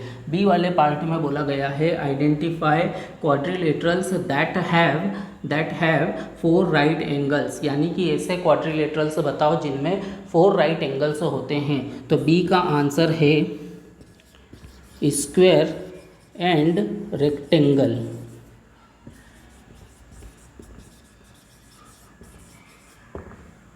बी का आंसर है स्क्वायर एंड रेक्टेंगल, क्योंकि स्क्वायर और रेक्टेंगल में चारों एंगल का मेजरमेंट 90 डिग्री होता है। इस वीडियो में हम एक्सरसाइज 3.4 का क्वेश्चन नंबर 3 सॉल्व करेंगे। Question number 3, explain how a square is a quadrilateral, a parallelogram, a rhombus and a rectangle. यानी कि एक स्क्वायर एक क्वाड्रिलेटरल है, लेकिन क्यों एक्सप्लेन करना है। एक स्क्वायर पैरेललोग्राम है, कैसे एक्सप्लेन करना है। A square is a rhombus, एक स्क्वायर एक रोम्बस है, लेकिन कैसे, एक्सप्लेन करो। स्क्वायर इज़ अ रेक्टेंगल, एक स्क्वायर एक रेक्टेंगल है, लेकिन क्यों, इसके पीछे का रीज़न क्या है, ये हमें बताना है। सबसे पहले हम फर्स्ट पार्ट का आंसर लिखेंगे। Square is a quadrilateral, but why, because it is a four sided polygon. यह एक फोर साइड वाला पॉलीगन होता है, इसलिए यह एक क्वाड्रिलेटरल है। एक स्क्वायर एक क्वाड्रिलेटरल होता है क्योंकि एक स्क्वायर फोर साइड वाला पॉलीगन होता है। Square is a four sided polygon, hence it is a quadrilateral. अब हम बी पार्ट का आंसर लिखेंगे। एक स्क्वायर एक पैरेललोग्राम होता है, लेकिन क्यों, क्योंकि स्क्वायर में अपोजिट साइड से पैरेलल होती है, इसलिए स्क्वायर एक पैरेललोग्राम होता है। एक स्क्वायर एक पैरेललोग्राम क्यों होता है, तो आंसर है एक स्क्वायर एक पैरेललोग्राम होता है क्योंकि स्क्वायर में अपोजिट साइड्स पैरेलल होती है। In a square opposite sides are parallel, hence it is a parallelogram. अब हम सी पार्ट का आंसर लिखेंगे। सी पार्ट में पूछा गया है एक स्क्वायर एक रोम्बस होता है, क्यों, कैसे, ठीक है। तो रोम्बस में सभी साइड बराबर होती है, स्क्वायर में भी सभी साइड बराबर होती है, इसलिए स्क्वायर एक रोम्बस होता है। स्क्वायर में सभी साइड बराबर होती है, इसलिए स्क्वायर रोम्बस होता है। In a square all sides are equal, hence it is a rhombus. Square rectangle क्यों होता है, ये हमें बताना है, या कैसे होता है। तो हम इसमें बताएंगे कि स्क्वायर में अपोजिट साइड्स पैरेलल होती है, इक्वल होती है, और ईच एंगल का मेजरमेंट 90 डिग्री होता है, इसलिए स्क्वायर रेक्टेंगल होता है। In a square, opposite sides are parallel and equal, and each angle is a right angle. Hence, it is a rectangle. Square में अपोजिट साइड्स पैरेलल और equal होती है, और हर एक एंगल का मेज़रमेंट 90 डिग्री होता है, हर एक एंगल राइट एंगल होता है, इसलिए स्क्वायर रेक्टेंगल होता है। वीडियो में हम एक्सरसाइज 3.4 का क्वेश्चन नंबर 4 सॉल्व करेंगे। क्वेश्चन नंबर 4 के फर्स्ट पार्ट में बोला गया है कि उन क्वाड्रिलेटरल्स के नाम बताओ जिनके डायगोनल्स एक दूसरे को बाइसेक्ट करते हैं। ऐसे क्वाड्रिलेटरल्स जिनमें डायगोनल्स एक दूसरे को बाइसेक्ट करते हैं, ऐसे quadrilaterals square, rhombus, rectangle and parallelograms है। स्क्वायर, रोम्बस, रेक्टेंगल और पैरेललोग्राम में डायगोनल्स एक दूसरे को बाइसेक्ट करते हैं। क्वेश्चन नंबर 4 के सेकंड पार्ट में हमें ये बताना है, ऐसे क्वाड्रिलेटरल्स के नाम बताना है जिनमें डायगोनल्स एक दूसरे के परपेंडिकुलर बाइसेक्टर होते हैं, यानी कि डायगोनल्स एक दूसरे के परपेंडिकुलर होते हैं, यानी कि एक दूसरे को 90 डिग्री के एंगल पे कट करते हैं, और डायगोनल्स एक दूसरे को बाइसेक्ट भी करते हैं, यानी कि एक दूसरे को दो बराबर भागों में कट करते हैं। सेकेंड पार्ट का आंसर है स्क्वायर एंड रोम्बस, क्योंकि स्क्वायर और रोम्बस में डायगोनल्स एक दूसरे के परपेंडिकुलर बाइसेक्टर होते हैं। क्वेश्चन नंबर 4 के थर्ड पार्ट में हमें ऐसे क्वाड्रिलेटरल्स के नाम बताना है जिनके डायगोनल्स इक्वल होते हैं। फोर्थ के थर्ड पार्ट का आंसर है स्क्वायर एंड रेक्टेंगल। स्क्वायर और रेक्टेंगल में डायगोनल्स इक्वल होते हैं। इस वीडियो में हम एक्सरसाइज 3.4 का क्वेश्चन नंबर 5 सॉल्व करेंगे। क्वेश्चन नंबर 5 में हमें यह एक्सप्लेन करना है कि रेक्टेंगल कॉन्वेक्स क्वाड्रिलेटरल क्यों होता है। इसका बहुत ही सिंपल रीज़न है कि रेक्टेंगल के हर एक एंगल का मेज़रमेंट 90 डिग्री होता है, यानी कि इसका हर एक एंगल 180 डिग्री से कम होता है, ये पहला रीज़न है। और दूसरा रीज़न ये है कि रेक्टेंगल के दोनों डायगोनल्स इसके इंटीरियर पार्ट में एग्जिस्ट करते हैं, इसलिए रेक्टेंगल कॉन्वेक्स क्वाड्रिलेटरल होता है। क्वेश्चन नंबर 5 का आंसर होगा in a rectangle each angle is a right angle, that is each angle is less than 180 degree and both the diagonals exist in its interior part, hence it is a convex quadrilateral. Rectangle के सभी angle 180 degree से कम के होते हैं और इसके दोनों diagonal इसके इंटीरियर पार्ट में होते हैं, इसलिए यह एक कॉन्वेक्स क्वाड्रिलेटरल होता है। इस वीडियो में हम एक्सरसाइज 3.4 का क्वेश्चन नंबर 6 सॉल्व करेंगे। Question number 6, ABC is a right angled triangle and O is the midpoint of the side opposite to the right angle. Explain why O is equidistant from A, B and C. The dotted lines are drawn additionally to help you. यानी कि ABC एक right angled triangle है, ठीक है। तो हम इस ABC triangle के अंदर एंगल B को राइट एंगल सपोज करेंगे, ठीक है। And O is the mid point of the side opposite to the right angle, यानी कि O मिड पॉइंट है उस साइड का जो कि एंगल B के सामने है, यानी कि AC का। तो O is mid point of AC, ये दिया हुआ है। Explain why O is equidistant from A, B and C। हमें ये एक्सप्लेन करना है कि O A, B, C से बराबर दूरी पर है, यानी कि OA is equal to OB is equal to OC हमें प्रूव करना है। हमें क्वेश्चन में डॉटेड लाइन्स भी दी हुई है फिगर के अंदर, ताकि हम इस क्वेश्चन को इजीली सॉल्व कर सकें। सबसे पहले हम कंस्ट्रक्शन पार्ट लिखेंगे।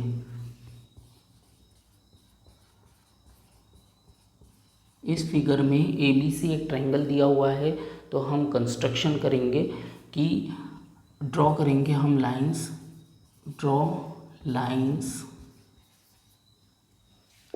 AD and CD such that AD is parallel to BC and CD is parallel to BA, ठीक है। हमें ट्रायंगल ABC दिया हुआ है जिसमें एंगल B का मेजरमेंट 90 डिग्री है, एंगल B राइट एंगल है, एंगल B के सामने वाली साइड AC का मिड पॉइंट O है, और हम कंस्ट्रक्शन करेंगे लाइन AD एंड CD इस तरीके से बनाएंगे कि AD पैरेलल होगा BC के एंड CD पैरेलल होगा BA के। यहाँ पे आप देख सकते हैं AD पैरेलल है BC के एंड CD पैरेलल है BA के, इसलिए क्वाड्रिलेटरल ABCD एक पैरेलोग्राम होगा। Hence ABCD is a parallelogram,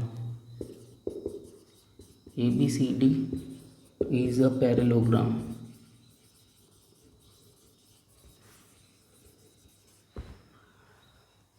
ABCD एक पैरेलोग्राम है, लेकिन इस पैरेलोग्राम में एंगल B का मेजरमेंट 90 डिग्री है, इसलिए ABCD एक रेक्टेंगल है।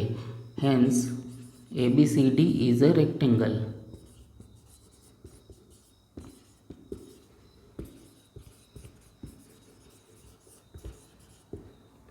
Hence ABCD is a rectangle. हम जानते हैं कि रेक्टेंगल में दोनों डायगोनल्स आपस में बराबर होते हैं, इसलिए AC बराबर होगा BD के। ब्रैकेट में रीजन आएगा diagonals of rectangle are equal. AC का हाफ इक्वल होगा BD के हाफ के बराबर। AC और BD बराबर है तो इनके हाफ पार्ट भी आपस में बराबर होंगे। AC का हाफ पार्ट होगा OA एंड BD का हाफ पार्ट होगा OB। ब्रैकेट में रीजन आएगा diagonals of a rectangle bisect each other. Question में हमें दिया था O is mid point of AC, है ना, तो OA इक्वल होगा OC के। Why? Because O is mid point of AC, hence OA is equal to OC। अब यहाँ पे देखो OA OB के बराबर है, OA OC के बराबर है, यानी कि ये तीनों आपस में बराबर है। OA is equal to OB is equal to OC and therefore we can say that O is equidistant from A, B and C। O is equidistant from A, B and C, A, B and C। यही हमें proof करना था कि O A B C से बराबर दूरी पर है, यानी कि OA बराबर है OB के और O बराबर है OC के।